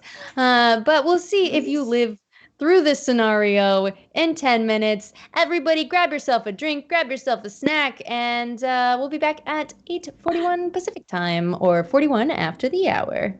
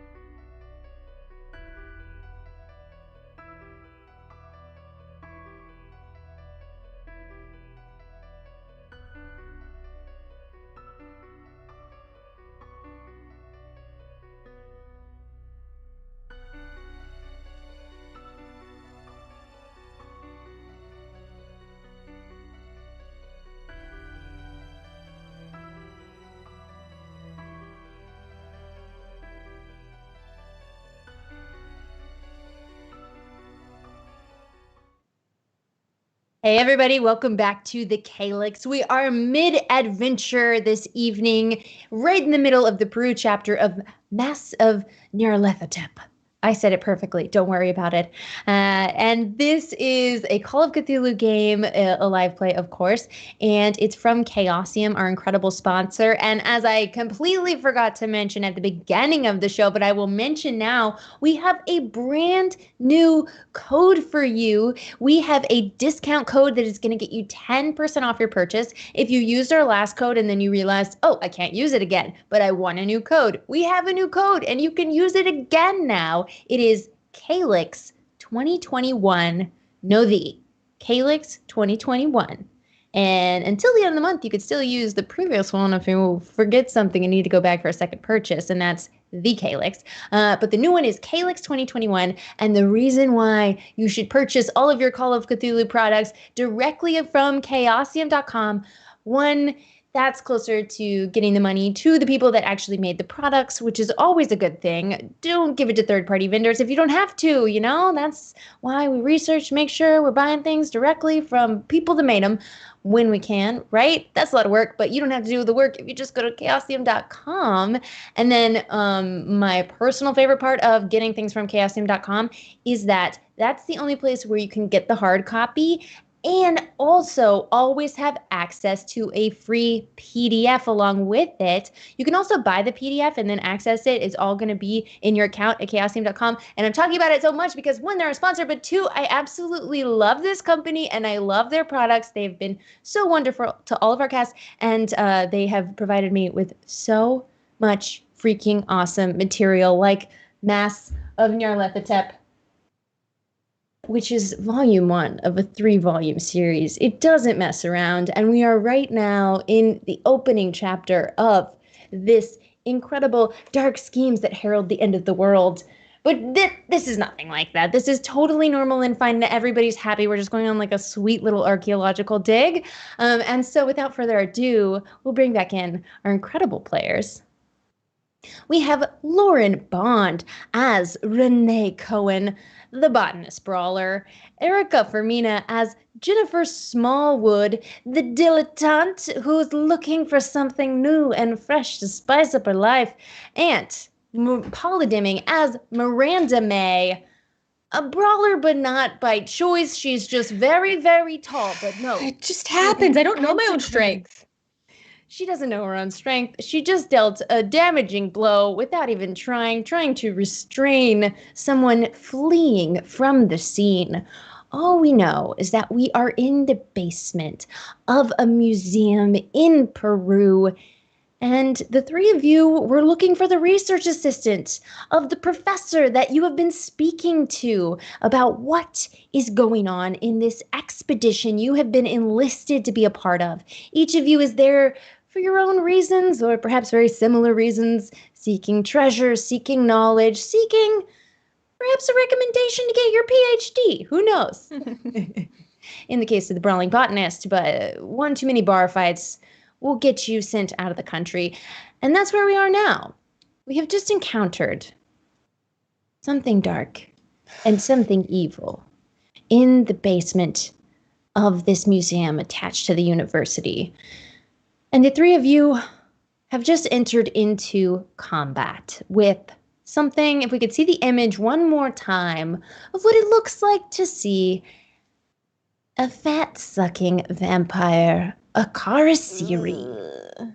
Now, this is not the exact position that we're in, but this is what you're seeing as the three of you are hovering above this thing. One of you did a rugby tackle. That was Renee, tackling him to the ground, but keeping on your feet in a squat as Jennifer came along, stabbed her heel into his shoulder blade, and Miranda, you just threw a knee down to keep him in place, but Hold him in place, but his head's turning around. you did a lot of damage as you did so, as his head revolved 360 and this undead creature with sunken hollow eyes makes an awful slurping sound as his extended, distended mouth reaches towards the closest of you, and with one knee on his chest, that's going to be you, Miranda May. Oh, Why is it always me? You got right in there, I'm just thinking about the physics here. And he's going to attempt to reach this mouth up. He's going to try and lift his body. I think that he's going to need to do a strength check against your own. Oh my, it's not even worth rolling. He pushes you off of him as he flips you over, and now he has you pinned, Miranda May. Oh. And this mouth of his, this maw, latches onto your chest. What? Ready to suck the life straight out of you. I didn't roll. Well, we'll see if I get a critical failure, but that's the only thing that would stop this strength. Oh, no. Oh, yeah, he's got you pinned. He's preparing to suck the life straight out of you as his mouth attaches to your chest, and you feel it just rip through your dress. As we move on to our next round of combat, where Jennifer Smallwood, you act first in dexterity order. I want to hit it in the head with my shoe this time. Sure. Yeah, this is a piercing damage from your high heel. Slam it with the shoe. I hope that's a good laugh and not a bad I laugh. just rolled another 4. Yes. Incredible. Okay, Yes. I'm going to give you, oh, shoot. You know what? I think we're going to retroactively give you some extra damage from last time. I gave you a D4. So you're going to roll the D4. But because that's so good, on a critical success, and that's close enough that I'm going to count it, you actually get to do your maximum damage plus your damage. So describe to me why you are so furious in defending your new friend that you take your high heel and slam it into, I don't know, maybe his ear with such velocity. Well, Jennifer is one part terrified of whatever that thing is. And also is kind of into Miranda. But not Amen, baby. She like love a it. tall lady. That's a 2. I rolled a 2, and that's on top of max damage. As your shoe just goes squished, you hear a horrible, even just the cranium breaking as this heel goes in through the air, and you feel brains. You feel this thing stop above Miranda. The mouth sucks in, and you see the human face that you saw the previous night at Bar Cordano. It falls backwards and onto Miranda's chest, face down, but now it's a human face against you. Your dress is ripped, and there's just a few drops of blood. Let's see. You don't take any damage, Miranda, because your friend saved you just in time. What is your shoe made of? And I just shove I push myself up away, like back away from it. It's a 3-inch stiletto heel. It's like steel sharpened tip. Made of the fury of women everywhere. Are you doing all right? Do you need help? Do you need anything? I think I'm okay. I don't think I'm massively hurt, thanks to you. Thank you. That was really quick thinking. Well, Is that the guy from the bar? Is he dead? And I think Renee's saying that as she's like assessing his state of living. Would you like to roll for medicine? I totally will. I get a 68, which is not enough. I needed a 60. Would you like to push? Yes. Let's do it. Let's do it. A 60 is fine. So I get to re-roll and then take some consequences. If you fail. If I fail. It's fine. Describe to me the way in which I'm actually going to have you. This is a combined spot hidden and medicine. So what's your spot Ooh. hidden? My spot hidden is 45. Okay, so you need to roll underneath both of them for this to succeed. Okay. All right. Let's do it. Come on. I think she's like she just goes into full on like assessing mode and like takes his shirt off and is like doing chest compressions while simultaneously like trying to take his pulse. It's not great. Ooh, I rolled an 88. That was worse. So if he's still alive, like he's probably gonna get her. If not, I think she looks like she murdered him. You do the chest compressions as I think he's dead. Maggie. I don't know. I'm better with plants than people. you assume he's dead, but you continue these chest compressions.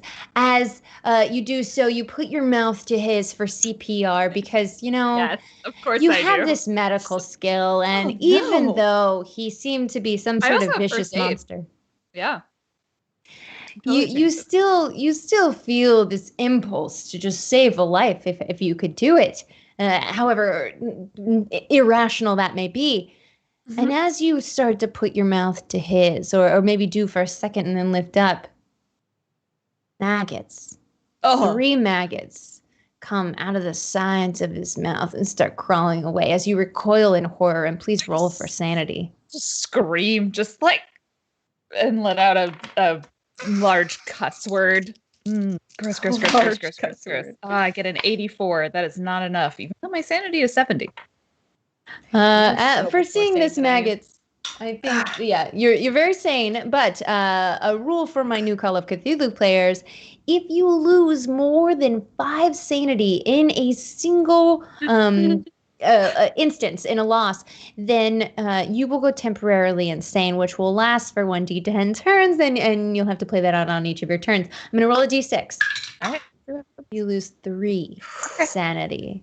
I think you're just screams, and she like moves back and just points, and it's like, it's dead. The maggots, and then just starts praying. Amen. What does Jennifer do? Jennifer reacts to the scream by also screaming while holding her shoe ready to hit him again. Everyone is screaming. What about Miranda? After you've taken a moment to calm yourself, does anyone want to do anything else in the area? Go look for the girl. Yeah. Sure, Also, give me a spot. I think Renee, like when they say that, she's like, I guess someone needs to watch the body. I'll stay here with the body, and if I can he's just in rags, can I rifle through them to see if there's anything on him? Yeah, definitely. I don't know what it would be, but a calling card that says, here's an explanation of what the curse is, Okay. You can give me a spot hidden as you rifle through his pockets. And then are the other 2 of you going to look around and look for the assistant that you'd come down to find? You don't have to look far. Oh, yes. Miranda? How'd you do on I'm that spot so sorry. I totally was like, someone named Miranda. That's me. I was do that all the thinking time. about whether, so I rolled a 29. My, what are they called? Not the extreme success, a hard success, is 25. And I was trying to decide if it was worth it to spend 4 points of luck, but I don't know that it is. What could he possibly have on him? So we'll just say I needed to roll under 50 and I did, but it's not a hard success. Okay. You can spend them. Okay, I'll do it because you have encouraged me to. So I'll spend 4 luck points to get it down to a 25, which would be a hard success. All right. You pat down the body, and in the left pants pocket of his breeches, You find a room key. Room number 9. Oh, to his room in the Hotel España. That's right. Or you can only assume, but it does say I assume. España on the keychain. As you continue to examine this man that was so strange to you the other night, you feel his cold clamminess. You see his pale pallor. And you notice for this very thin man, his belly seems to be extremely distended. He's got sort of a pot belly that you didn't notice last night. Maybe it wasn't there. As you feel it and place one hand against his chest and his abdomen, you feel something wriggle. Oh no. Please roll for sanity as you No. feel the outline of. I'm not very sane to begin with. So okay. What am I trying to roll? Hold on, let's pause for a moment, because what was your sanity down to? My current sanity is 40. Okay, well that's not too terribly bad, but No. It's a lot less did go down considerably in your last adventure. So let's take a moment to, I'll let you roll a d10 and improve that much sanity. If you can explain to me what you've done in the intervening, let's say 2 years that have passed since your adventures with the Saturnine Chalice, and explain to me how Miranda has kind of got her head back together after leaving that house where she was trapped with a spirit. Well, I took 6 months off of looking for any strange items at all. And luckily, my patron understood and still happened to send me money every month. And in that 6 months of just not even looking at anything weird or thinking anything weird, I did some painting, actually. I spent a lot of time with Cass. I drank a little more than normal and sort of like made some of those memories a little fuzzy. And then slowly started getting back into my regular routine and was able to kind of compartmentalize that away. Now, some of those thoughts have, as we've seen, come up again in this latest journey. I might be slightly worried about some things, but you know, I started journaling every morning. So those are the things I've done to recenter myself, really, and breathing exercises. Sounds like a lot of positive life advice for everybody in whatever sort of, traumatic experiences we've all been through, whether they had to do with supernatural beings trying to trick us with hallucinations into freeing their eternal soul, or quarantine. So roll a d10 and add that to your overall sanity as your starting point before this adventure. And then roll for sanity for what you feel in this abdomen. Ooh, that was a 6. Ooh, nice. So I need to roll less than my current sanity for this to be a success? Yes, which is 46 now. Yeah. Okay. I rolled a 2. I do some like breathing.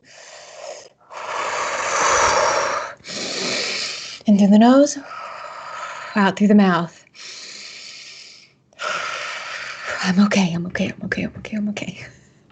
As you feel this thing wriggle slightly, you can tell that with your hard success, I'll tell you, not only do you feel something still moving inside, but in this seemingly undead being, you briefly feel a heartbeat. He may not be completely dead. As you're looking over what you think to be a corpse, or you did just a moment ago, your 2 compatriots have started peeling their way down the aisles of artifacts, of these tall row after row of artifacts in this large stone basement, searching for the woman that you had come to find, Trinidad Rizzo, the 19-year-old research assistant of the doctor upstairs. And the 2 of you working together quickly can trace back from the aisle that the man had come out of. There is a pile of a broken wooden crate of various artifacts, of all seem to be thrown on top of the body in a very half-assed attempt to hide it from whoever might come down here next. And you see legs sticking out, and you see a woman's head with brown hair and light brown skin. and she doesn't seem to be moving.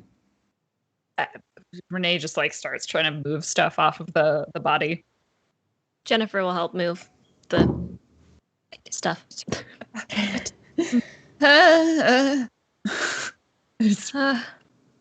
Underneath, you find it doesn't look like a 19-year-old woman at all. She looks emaciated, almost mummified. And on her chest, beneath her blouse and above her skirt, you see just a round disc, bloody, and covered in that white, milky, pus-like secretion that you saw dripping from the mouth of de Mendoza a moment ago. Her face is a shriveled mask frozen in terror, with her eyes wide and staring, bulging out in the face that looks like it was suddenly emaciated. Each of you please roll for sanity. That seems reasonable. I get exactly 60, which is enough. So if I roll an 88 and my sanity is 60, what happens next?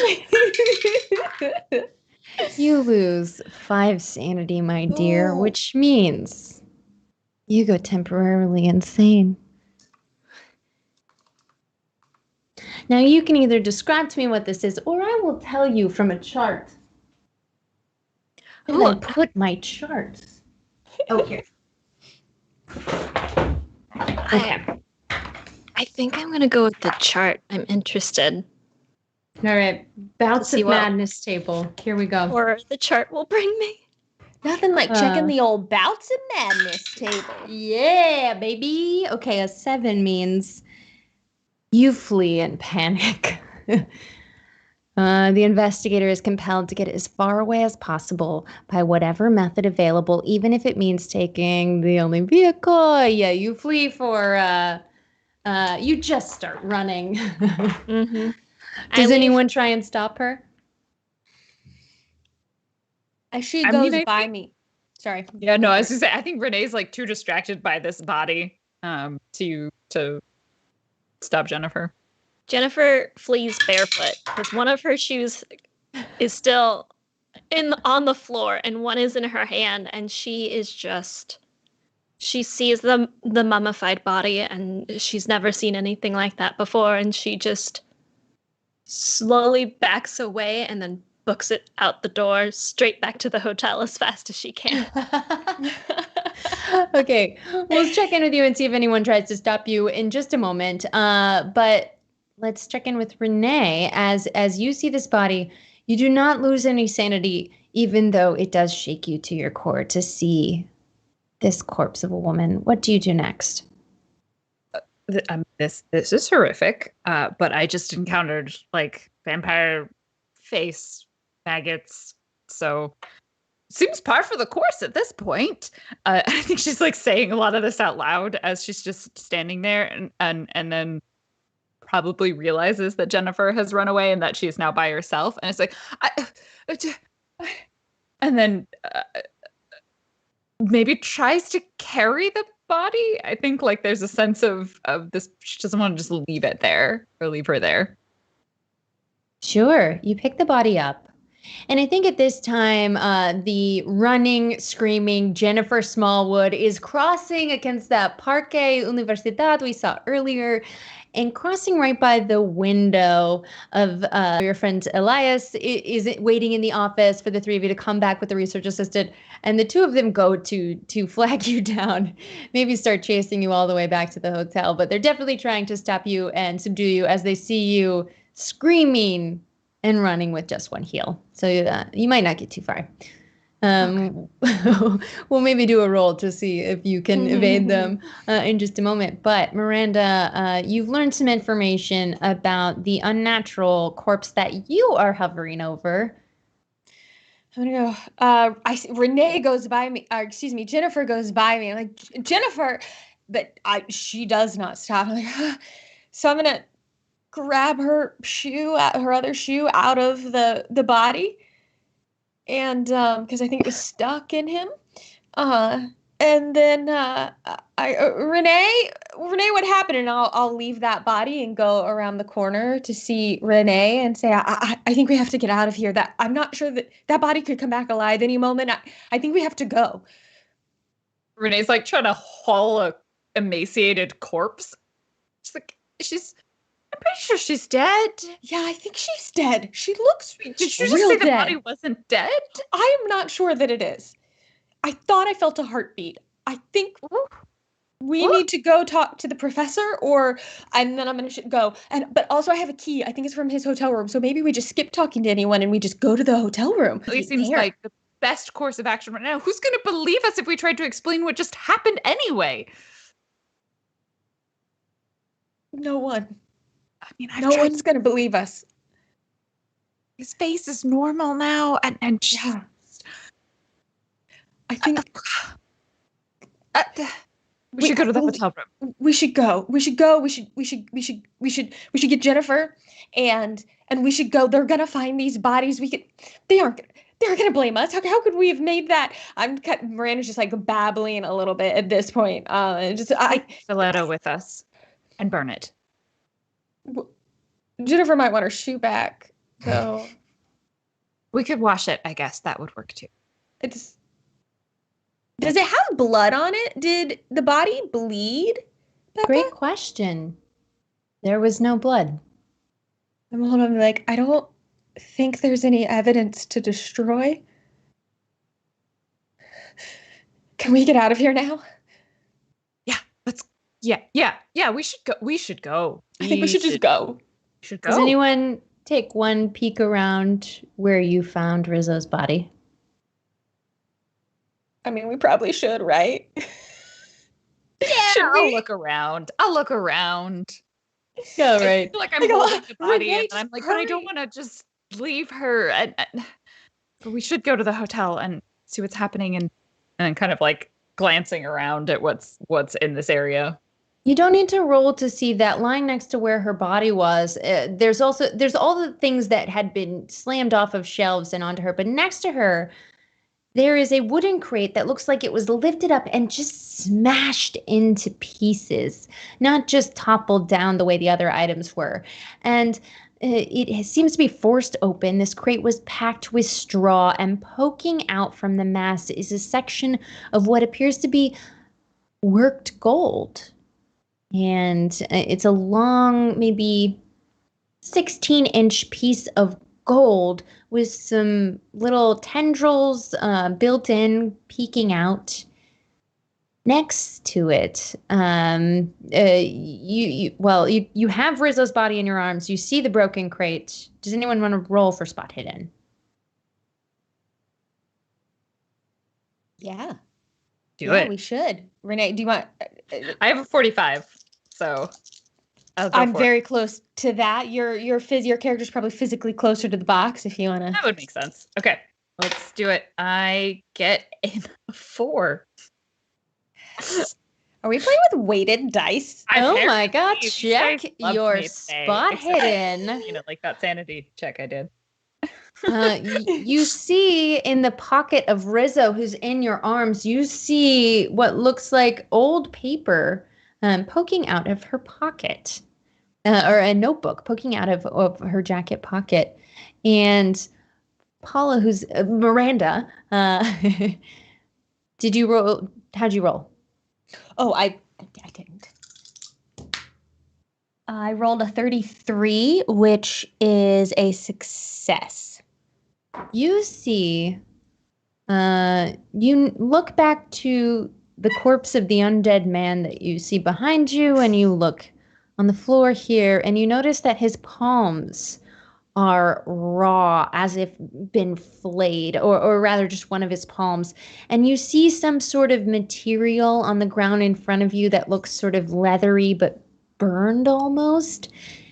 You think it might be some sort of piece of flesh, as if it's very near to this golden item. It's sitting on the straw within the box.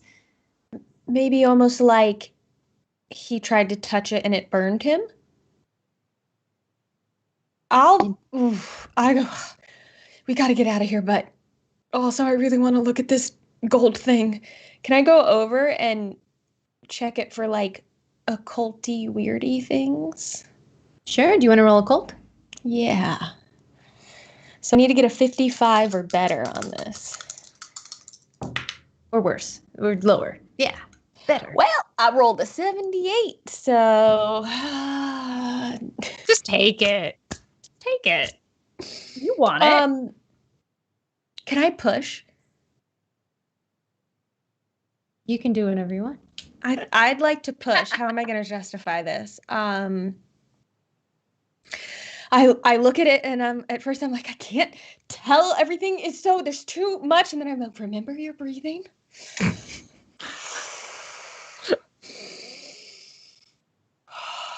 Look again.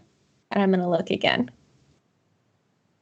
Roll for a cult one more time. Come on. But don't fail. It was better, but not better enough. I rolled a 64. Do you want to spend some luck? No, you can't spend luck on a push roll. Yeah, and I'd have to get it down to a 55 anyway, so it would be more luck than I have to spend. So Wait, what's your luck? Well, I've already spent 4 luck, and to get from 64, You weren't like super low from last scenario because, but I think you're good. I have 46 points of luck, so I think I'm at this point. So I think I'm okay. In total, it's just 10 per game, right? Or is it just 10 at a time? What's the house rule? At a time. Oh, at a time. Oh, I could. Okay. Yeah, then yes, you can't spend 40 luck to sorry, make I thought it make was a 10 success. for the whole session. 10 at a time, but I've pushed. No, we're not so paying that much attention. It's just a house roll. It's just because if you roll very badly, I don't want you to be able to do the thing. I will, yeah. So, okay, yes, if it wasn't a push, then yes, I would, but I can't. Don't worry about it because you feel nothing coming from this piece of gold that it looks like has been placed here by some human. And that's all you know. Some weird piece of burned flesh near it, but I mean, that's probably pretty normal. Do you touch it or do you leave it?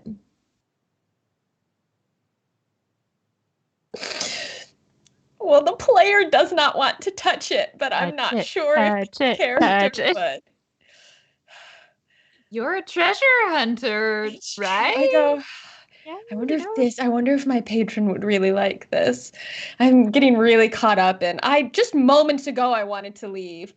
Chat, okay, I've looked at chat. They're telling me I have to touch it, so I will. That never lies. They know the rules. You have to touch it. It's their fault. I go, this is nothing. This has been a horrible trip so far, and this needs to be worth it. So I will, thinking that this will make the trip worth it, I will go to grab it so that I can put it in my bag and take it home with me. You close your eyes as you reach down into the straw and lift up this golden object. And nothing happens. It's totally cool. Cool. I'm going to put it in my bag. It's a single length of worked gold. It's, I said 16 inches. It's more like 2 feet in length after you pull it out of the straw. It's 3 inches wide. And we might have a picture. I don't know. I can't make any promises. Don't worry. No, we don't have. Yeah, we do. It's, let me pop it in to show you what it looks like. We've got a little item here. There we go. You can see it in our chat. And don't worry, JB will throw it up for the chat to see.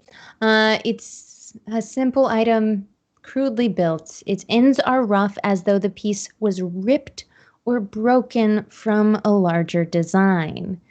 It's heavy, about 25 pounds. You couldn't really wield it very well in a combat situation, but you are able to lift it well enough, especially given that you are Miranda May. That's right. And I guess you said it's like 2 feet long. Yes. I'm going to need to then probably like tuck it under my, look, I got a hole in the dress. So can I like tuck it in through that hole to my side and like clutch it to my side? Cause I don't want them to be able to see that I'm carrying it out. I can act like, and I'll be like, ooh, injury to explain why I'm clutching my side. Absolutely, you can do that. We'll see who notices. Oh no. I'm Okay. in so much trouble. So you have this golden piece, and Renee is holding a body of the research I assistant. leave You're notes in the pocket. I grab notes. okay. You're kind of. Do you want to read them here? Or do you want to go back up to the office, find your friend? I think that we should leave, but I'm like, but she was coming here to get notes, and I should take them. Research cannot be left abandoned. Yes. The journal is with you. You're holding her. Let's say that you head back up to the office where your friend Jennifer is rocking back and forth in the chair behind the desk. She's being fanned and tried to be given water by Elias and Dr. Sanchez, who turn and say, "Oh, thank goodness! What has happened? Look, your friend, she is inconsolable." I think I carried the body the whole way up. Like, I feel like to Renee, she was like, I can't leave her down here, even though the creepy undead person, she can leave. Love that. Jennifer, what do you do? Do I see Renee carrying the body in? You do. Jennifer screams and throws herself to the floor and just like ducks and covers her head. And it's just sobbing, screaming. As the chat says, give this woman some tequila, which Dr. Sanchez definitely does. He has a one of those globes that opens to reveal it's a bar inside, and he pours you a glass of tequila and hands it to you. Even though you're still rocking back and forth. I'm not sure you take it yet. And then they notice the body in your arms. And so Dr. Sanchez stops what he's doing and turns to you. And what has happened here? Lay her down on the desk. He shoves all the papers off and journals to the floor and lay her down. Puts her down. Like, she has where's the mouth? And Here. maggots. So, look, we can't say it was one of these kawasiri, but there was a person, a person did this to her. Where is he now? Did you see it? Down in we knocked him out, and he's down there. Or he was. I don't know if he's still there. We thought we killed him, but then I thought there was a heartbeat, and so I thought we should just get out of there as quick as possible. Still.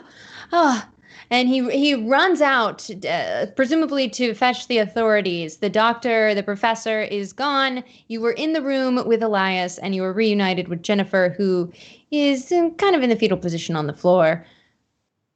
Oh my God. Elias. This is exactly what I've read about in the folklore. This whole board. What did you say that there's still... It's real. I point to my dress. It attacked me. It was going to do the same thing to me, and it's De Mendoza. Jennifer saved her life. Yeah. I wish I knew what to tell us. If there was something I could say that would help this situation, but he goes to the door of the office and he closes it, and a heavy table nearby the door. He says, help me with this table. And he starts to push it in front of the door just to keep you safe inside this office. Does it actually seem like he's trying to keep us safe, or does it seem like he's trying to keep us from getting out? Roll for psychology. Gosh, my psychology is terrible. Jennifer is just screaming on the floor about vampires and mummies, and just anytime the guys mention, she wails about vampires. I cannot tell his true intentions. As far as I can tell, it seems like he's trying to keep us safe, I think. We can stay here. We have to go. We have to go because clearly this whole thing is a setup. Miss, I would love to know where you would like to go, but right now all I know is there is a murderer on the loose that thinks he is part of a cult that is insanely trying to murder women right here. We need to go confront Larkin, who clearly knows about this. Larkin is very skinny. What if What if de Mendez was snacking on him? I have a key to the hotel room. We could just go there and see. Are we sure that our friend here is dead? I mean, does she know anything else that... Does she look alive? Do CPR on her if you're not sure. Trinidad, I saw her yesterday. Her cheeks were full and she was laughing. She's a fast talker and she showed me around her boarding house. I just can't believe it. And he leans down and seems to be saying a prayer over her. We have to go. Yeah. We need to see what's going on. We need to confront Larkin, and obviously there is something shenanigans afoot. Jennifer sits up and yells, "I need my gun!" Okay, I'm going to go over. I'm going to put my hand on Jennifer's shoulder. I'm going to say, you saved my life. I'll tell you what, I underestimated you. I thought you were just here to be, honestly, a silly, high society, fancy lady on an adventure. So you proved yourself. You're not. You are a fighter. You saved me. You are strong, and we are going to go and we're going to get your gun so you can feel strong again. Roll for sanity one more time to see if this speech inspires you.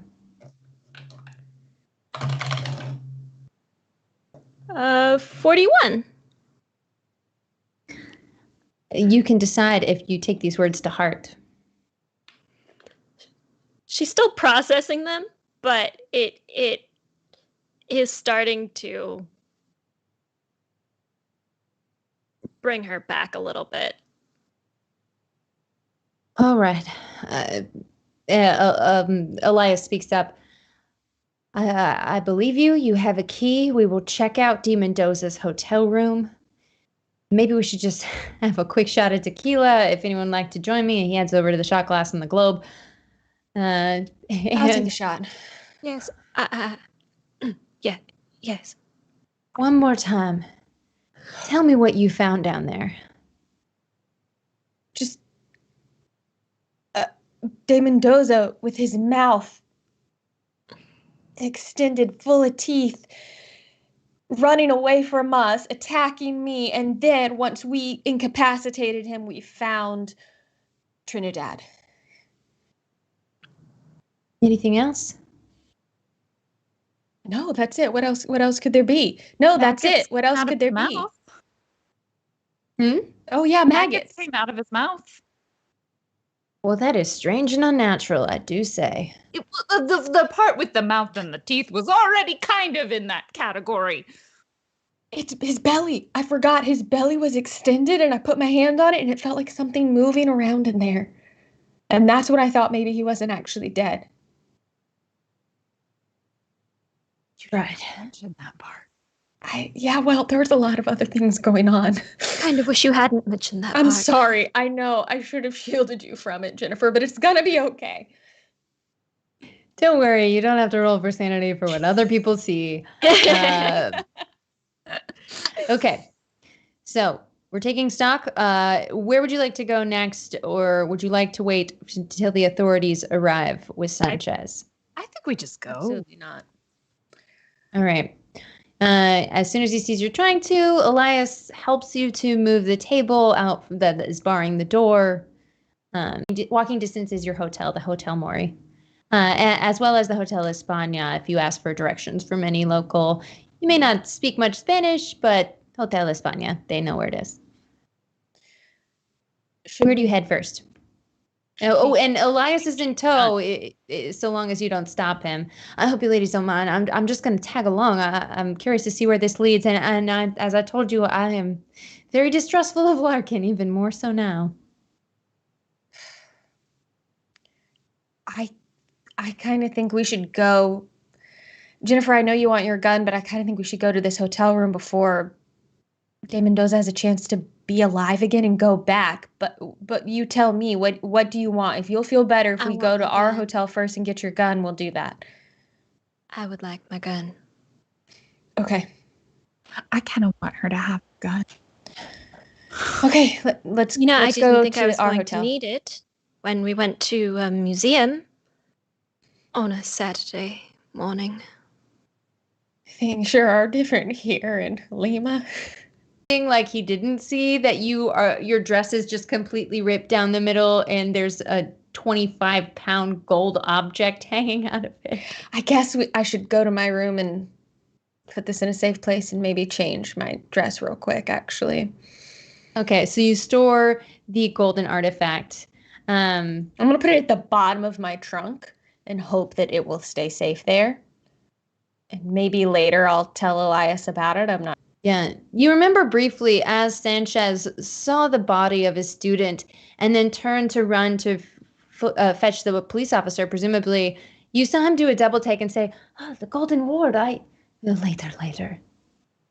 The Golden Ward, eh?" Yes, you have this flash of memory that no one forgot. It was exactly supposed to be a flashback. As I'm putting it back, I'm like, I think he called this a Golden Ward. Do I think he was talking about this? I say to myself. I'll think about it later, and I'll tuck it into your trunk between your clothes, maybe change. As the three of you meet back in the lobby, describe to me what you're wearing, Jennifer.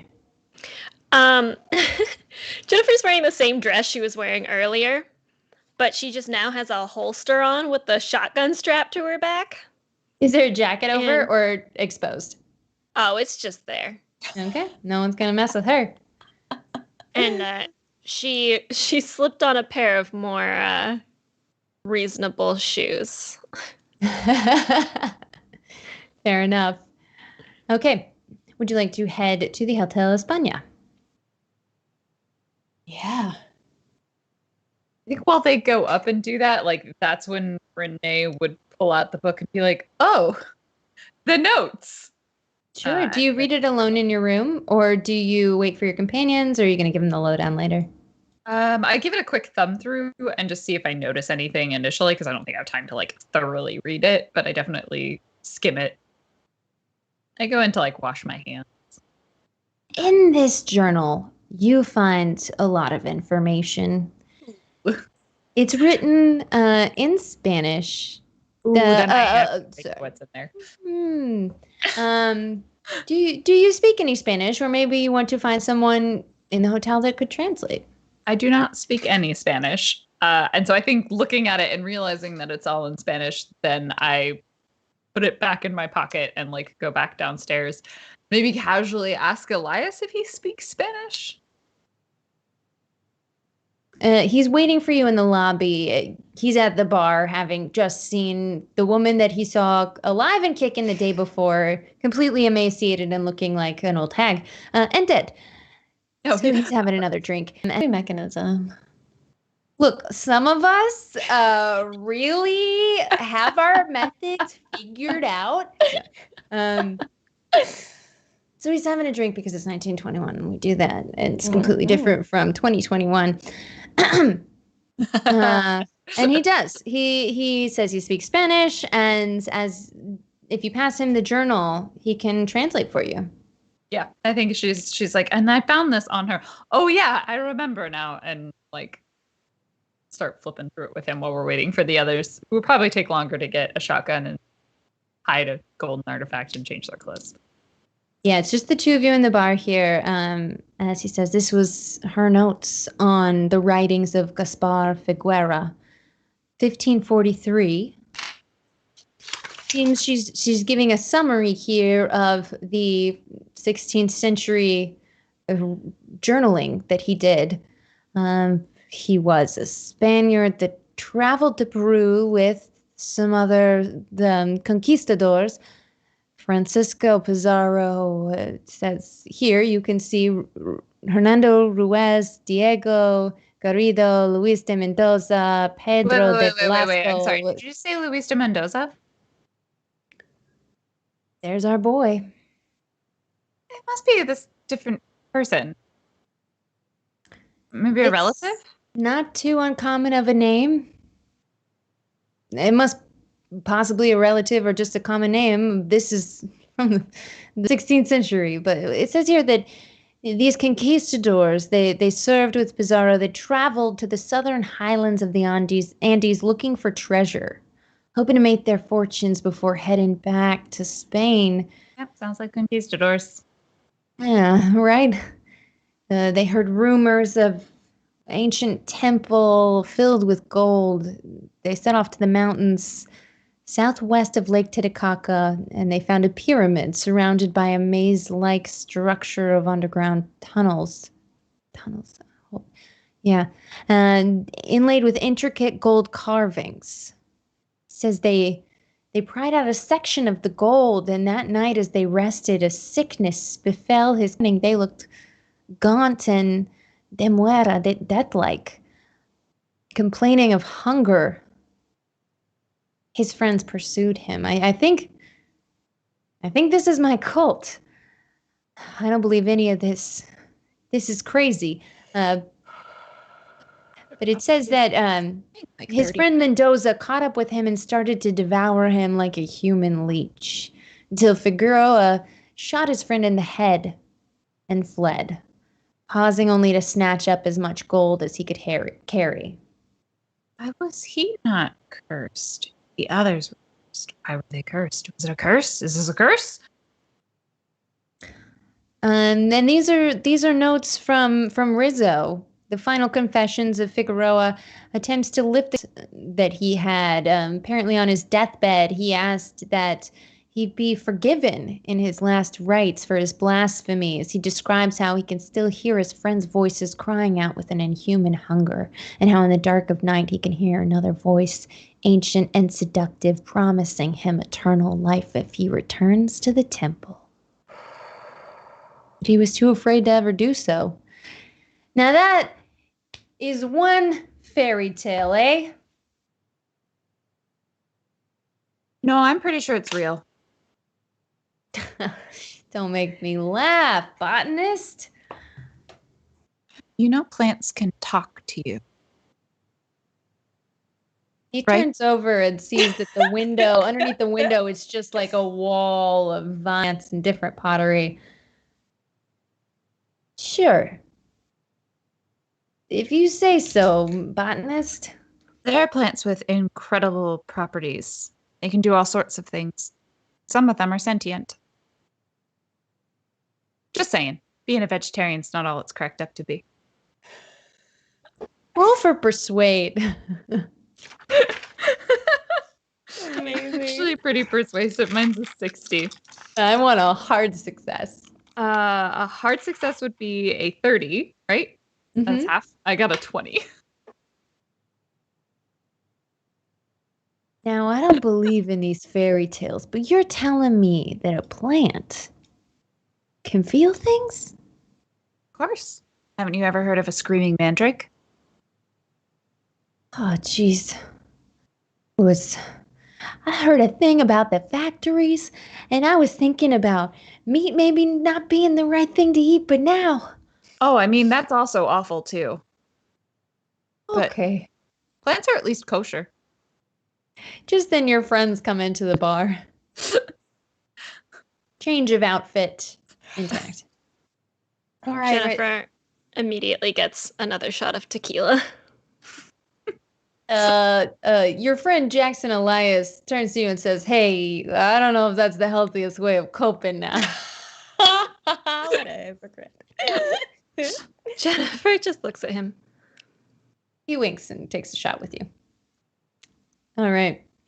So you have your gun. You have your change of clothes. You've The journal still open between them. I think so. So would like to probably ask about it and be like, oh, so I guess we trust him, huh? Did you find out anything from the journal? You could say you get the lowdown. Yeah, proceeds to be All the words. Things. De Mendoza might be a vampires? conquistador. are real. Was there anything? And wait, what was the thing in there about gold? They stole gold. It made them crazy. Yeah, just TLDR, that whoever this conquistador that had written it, he didn't turn all of his friends who had been digging for gold with him in this lost pyramid with underground tunnels. They all went crazy and started trying to devour him and everyone else, complaining of a horrible hunger. And he, on his deathbed, said that he shot his friend, and then he took all the gold and ran. Right. Do I feel hungry right now? Just a normal human hunger. Okay. But Miranda just checks in with herself. Roll for sanity, just for fun. I shouldn't have asked. Okay, that one's on the floor, so we'll roll another one. 37. I'm okay. I go. No, I'm okay. You were okay anyway. It was just whether. Oh, sorry.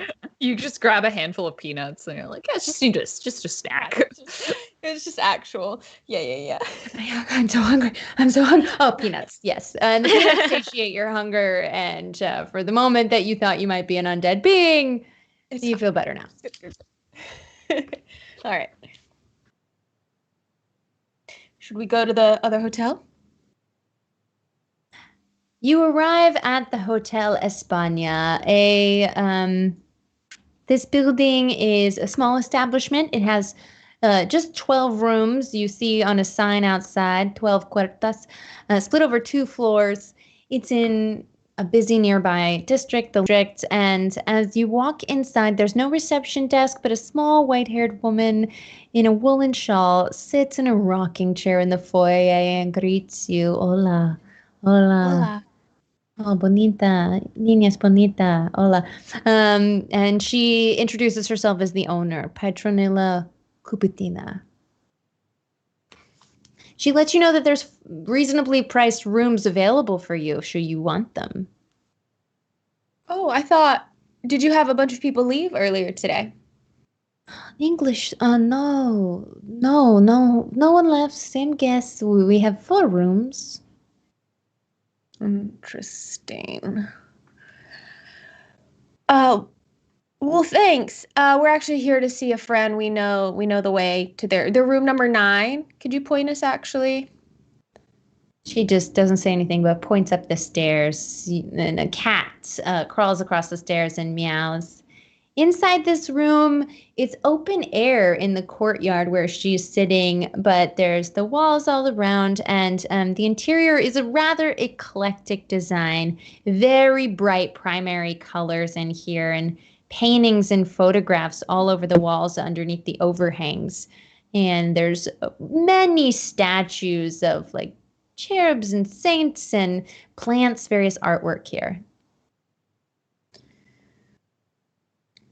You can head up the stairs and you can head to room number 9. She doesn't seem to be getting in your way at all, and you have the key. Great. Let's thank you, and we'll head that way. So we're going like, did you hear that? He said it was full, but it's not. Weird. Yeah. Not the weirdest thing so far today. That's true. I'm starting to think that, not starting, I'm realizing how many lies have been told to us so far. Yeah.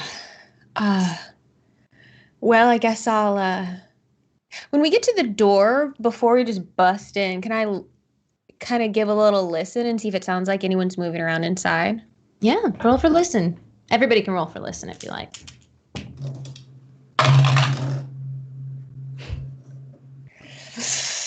Not good enough for me. Needed a 20, I rolled a 38. I got a 24 when I did a 20. I rolled a 97. Use your luck for that list. Oh, I can use my luck. I could. Yes, I will use my luck. I will spend 4 luck. Yeah. That's the thing I can do. I was very close. All right, as you spend your luck, you see your friend lean against the door, and you don't hear anything coming from the room she's leaning against, but you do hear next door in room number 10, sounds like a man's groan. Oh, we'll get it. You hear just a mumbling of perhaps a British man? You're not sure. Do I recognize it at all? No. It might be familiar. You do know Larkin is staying here as well.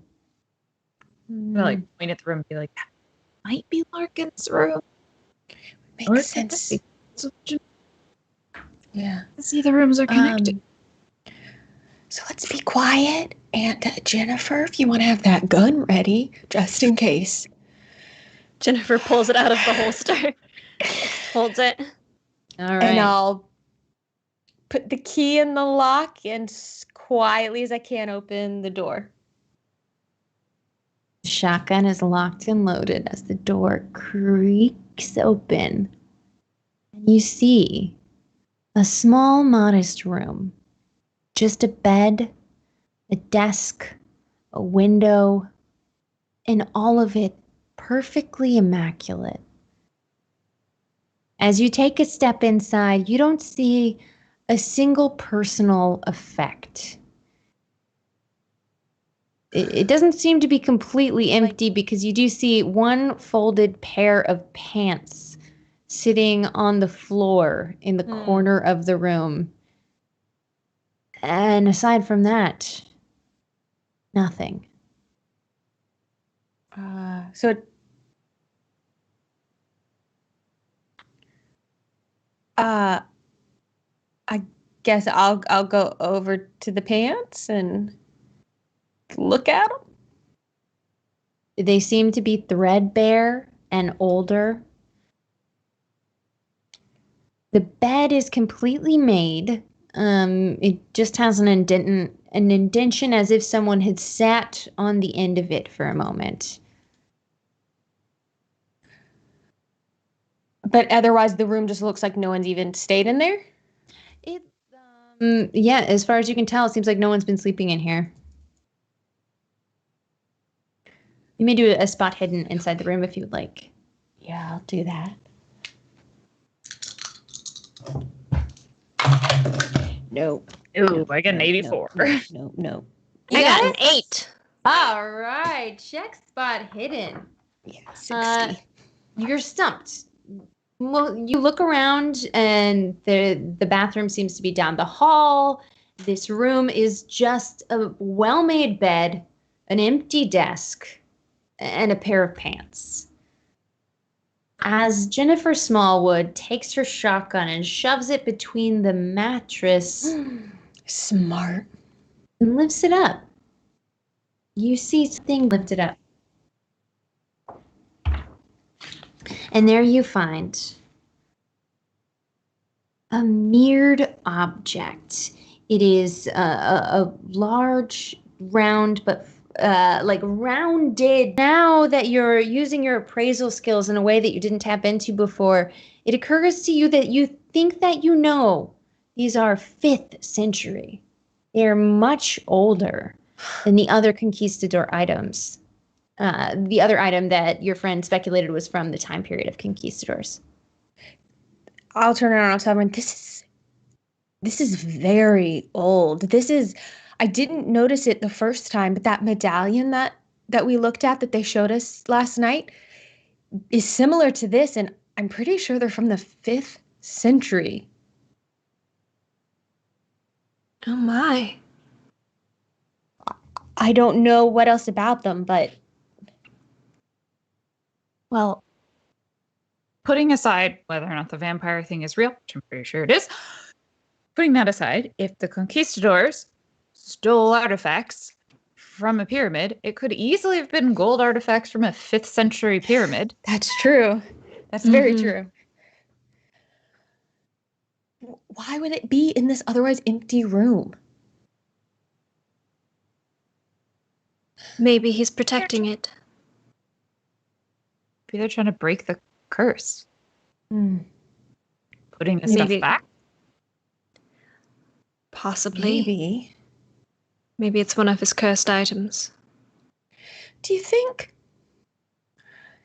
they just brought us along? We don't know anything about archaeology. I mean, obviously we know about items and researching. Yeah, exactly. That's exactly where I was going, Renee. Yeah, do you think we're just their provisions? Yeah. Did I pay 1,000 US dollars to become a snack for a vampire? Maybe. Yeah. Okay. So here's the question. What do we do now? Do we still go? We have tomorrow and then Monday. We're supposed to leave for this trip. Do we go?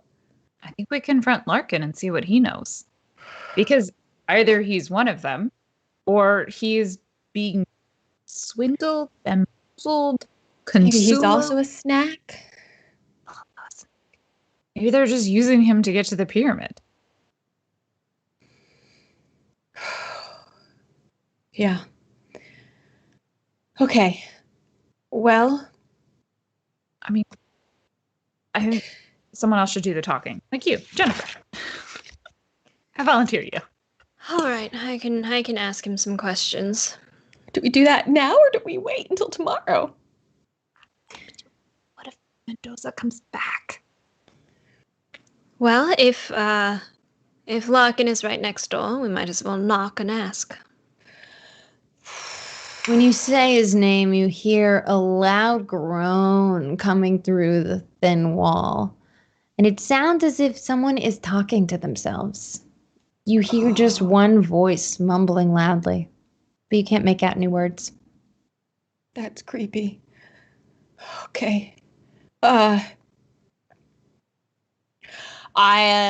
okay. I guess if we're gonna do it, let's do it. Are we bringing that? And she's gonna look at the mirror. I'll lift my skirt up and kind of tuck it up under my skirt to where my like belt is. In your waistline? Yeah, in my waistline, and kind of hope that it stays secure. Then I'll be like, maybe that's good. Pretend you're pregnant, just It's like an 8-inch mirror. It's not. It's so awkward. I'm like, I take it out again. I'm like, that's a bad idea. It's not gonna fit. It's 8 inches. have a handbag. Well, where do you keep your I feel like I have a messenger bag. Like You right? definitely like do. some sort of Oh, satchel. well, why'd you let me put it up my dress? You could just put it in your bag. I Renee. assumed you knew what you were doing. Don't know what I'm doing. Have you been watching me all day? Okay. As you go next door, you knock on the door and it just creaks open. It seems to have been haphazardly closed behind him, or maybe the lock was bad. But the door creaks open to a similar room just beside you, room number 10. And this room is not like the other one. It is full of personal items. It's chaos incarnate with an unpleasant smell coming from it. The suitcase on the floor and on the desk is spilling soiled clothing, and the sheets are in a tangle with Larkin lying amongst them. Oh, I just had a horrible thought. All that cologne.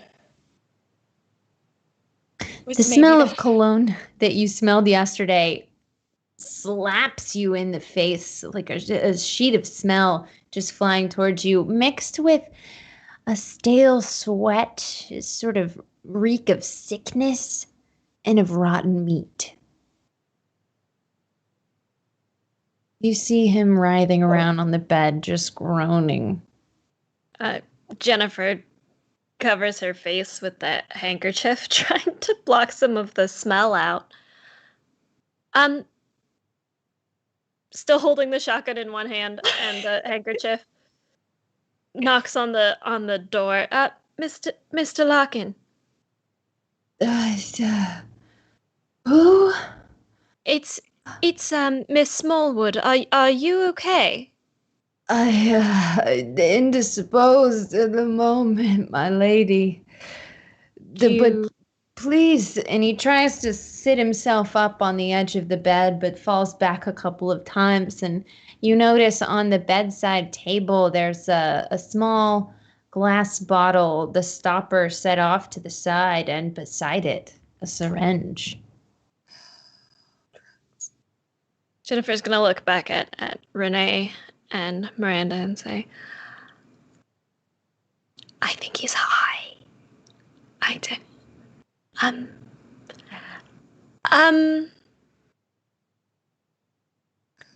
Mr. Larkin, are you all right? Do you need anything? Yeah. I need for you three to be of sound mind. Oh, four. Hello, Mr. Elias. And he's just been Elias. following us around all useless. Completely useless. Didn't even say a thing. He looks at the four of you and says that he needs you to be prepared for Monday's journey. And he's most excited. Please excuse him. He's taking his medicine today, and he was resting. And as you look him up and down, you can see in his thin white cotton shirt a black tattoo across his chest, large and round, very large. Does anyone want to do a medicine or a spot hidden check? Yeah. I'll try another spot hidden. I will also. Do you go in the room or do you stay in the hallway? I'll take a couple steps in. Yeah, I think when Jennifer does, then Yeah, Or probably just a follow couple suit. steps in, not right up next to him, but yeah, a couple steps into the room. Elias goes in after you and closes the door, looking around to either side. Do that. Makes me nervous. the closing doors. Yeah. Ooh, I do not succeed on my medicine. I get a 68. I didn't succeed on my spot hidden. I got a 42. I got a 40 out of 50, so that's a regular success for me on spot hidden. As you look at him, you not only see this tattoo through his clothing, but you look at his wrists. You see one arm tied off as he takes off the tie and tries to hide it in the bedside table, and you also see the veins on both arms seem to be just black inside of his skin.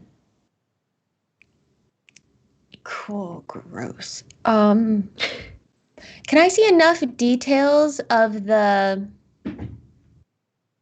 Sorry, my cat. Can I see enough details of the tattoo to determine if...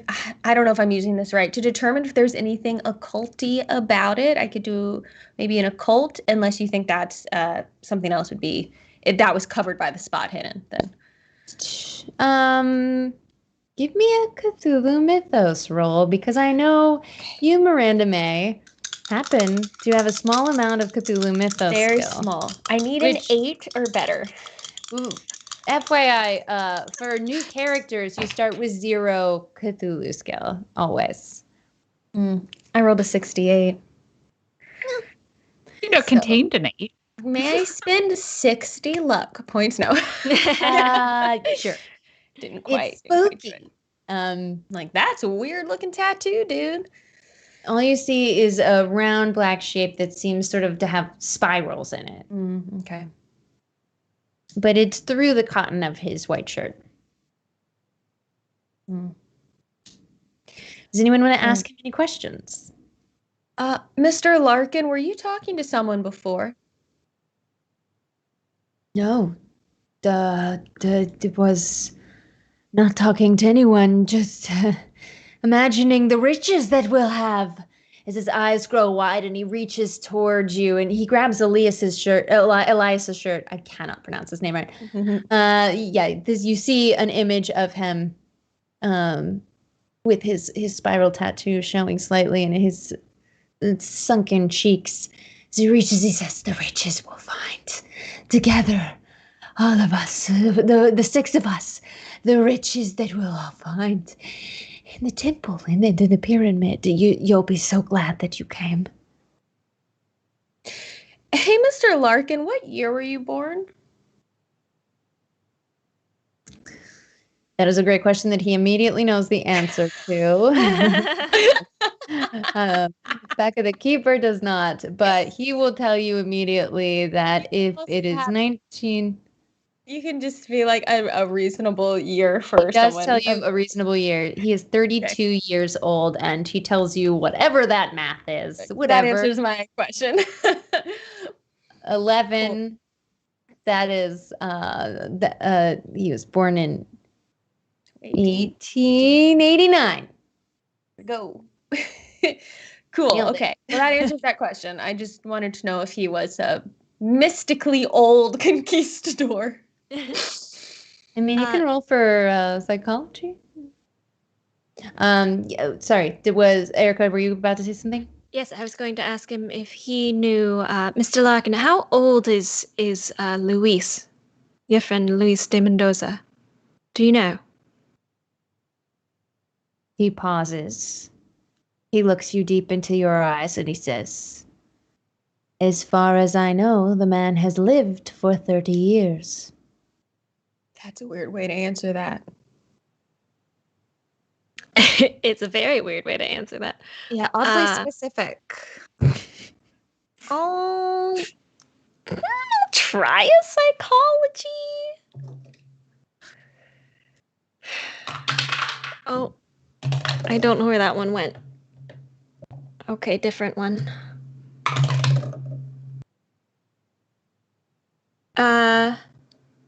Oh, I rolled the wrong type of die.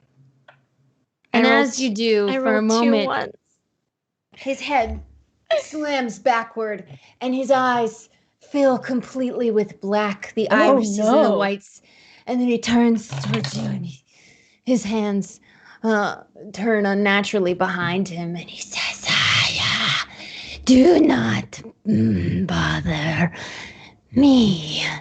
Do exactly as I say, and your experience will be painless." And then he shakes slightly and falls backward onto the bed. His eyes close. Well, And Elias, what the? Mr. Larkin, it sure was nice talking to you. We'll just see ourselves out then, I guess. I want to go. I want to leave. And on that note, we will leave tonight's adventure to be resumed in 1 week's time in the adventures in Peru. Perhaps you'll travel to the Andes. Perhaps you'll choose to go with this Mr. Larkin and your new friend. Maybe not. We'll find out next week what else happens in these adventures. Thank you so much, my friends, for being here. It's been such a pleasure to play with you tonight. Yeah, Thank you for having us. That's what opium does, right? Pretty sure. Yeah, this is Probably a an bad opium trip. thing. Just, yeah. Before we go for this evening, please, everyone, remember to join us next week for the conclusion of this adventure. We'll find out what else these wacky characters get into. But before we go, I want to hear from each of you and tell people where they can find you and what you're up to if you have any announcements or stuff like that of cool stuff happening online. Let's start with Lauren Bond. Hello, I'm Lauren, or you can find me on the internet as Random Tuesday in pretty much all the places. I stream on my channel Random Tuesday, and I do cosplay. And I'm also at my day job. I moonlight as a producer at Magic the Gathering, so I get to say I make magic for a living. That's pretty good. Erika! Hi, I'm Erika Fermina. You can find me across all social media at @AStylePixie. That includes Twitter, Instagram, and my personal Twitch channel that I stream on Monday through Thursday at 3 p.m. Pacific. You can also find me on Girls Guts Glory, 10 a.m. on Wednesdays, twitch.tv/girlsgutsglory. You can also find me Friday mornings at 10 a.m. On Laugh Love Lindy for Aether's Walkway, which is like a sci-fi Cypher system game. And the last Saturday of every month, I have Occultation, which is a ghost hunting tabletop RPG on Void Cat Gaming. My gosh, And this I all sounds awesome. think that's everything for You now. nailed it. That's all I know about it. They all sound amazing. Paula! Hi, if you like watching board game streams or video game streams, you can watch me do that on my Twitch channel, twitch.tv/Paula Deming. Deming is spelled with 1 M. I also stream board games every week for Gen Con TV on Wednesdays. You can go over to Gen Con TV. that Twitch channel to see that. If you like spooky stuff like this that is also kind of funny, you can listen to a podcast I'm on called Death by Monsters, a comedy podcast all about monsters, mysteries, and the unknown, found wherever you find your podcast. And if you like board game comedy, come over to my YouTube channel, Paula Deming, or type in Things Get Dicey into the YouTube search. My sketch comedy about board games will pop up there. I'll mention different things next week. How about that? Those are the main things. If you follow me on Twitter at Paula Deming, you will see the variety of things. So just find me there. It is incredible how you do so many things. You are so prolific. I don't know how you have enough energy. It must be all of those opiates that you took in the 1920s in Peru that get you through it. And I'm Becca Scott. You can find me right here on this channel. I stream here Wednesdays and Saturdays. We have this show every Wednesday night. Just moved to once a week. And then we play a board game live stream on Saturday afternoons. Please come on back, and you can find me everywhere on the internet at the Becca Scott. But mostly, if you're here, you already know that. So I will tell you, use our code Calyx 2021 to make us look real good for Chaosium at chaosium.com, where you can purchase Mess of Nyarlathotep, this epic adventure, along with so many other incredible scenarios. You can pick up the Investigator Handbook if you'd like. Me, myself, I like that Keeper Rule book. You can get them both all at chaosium.com. And thanks so much to them for sponsoring this stream. That's all. But if you go to patreon.com/goodtimesociety, maybe you'll see our little talkback episode that we're going to film right now.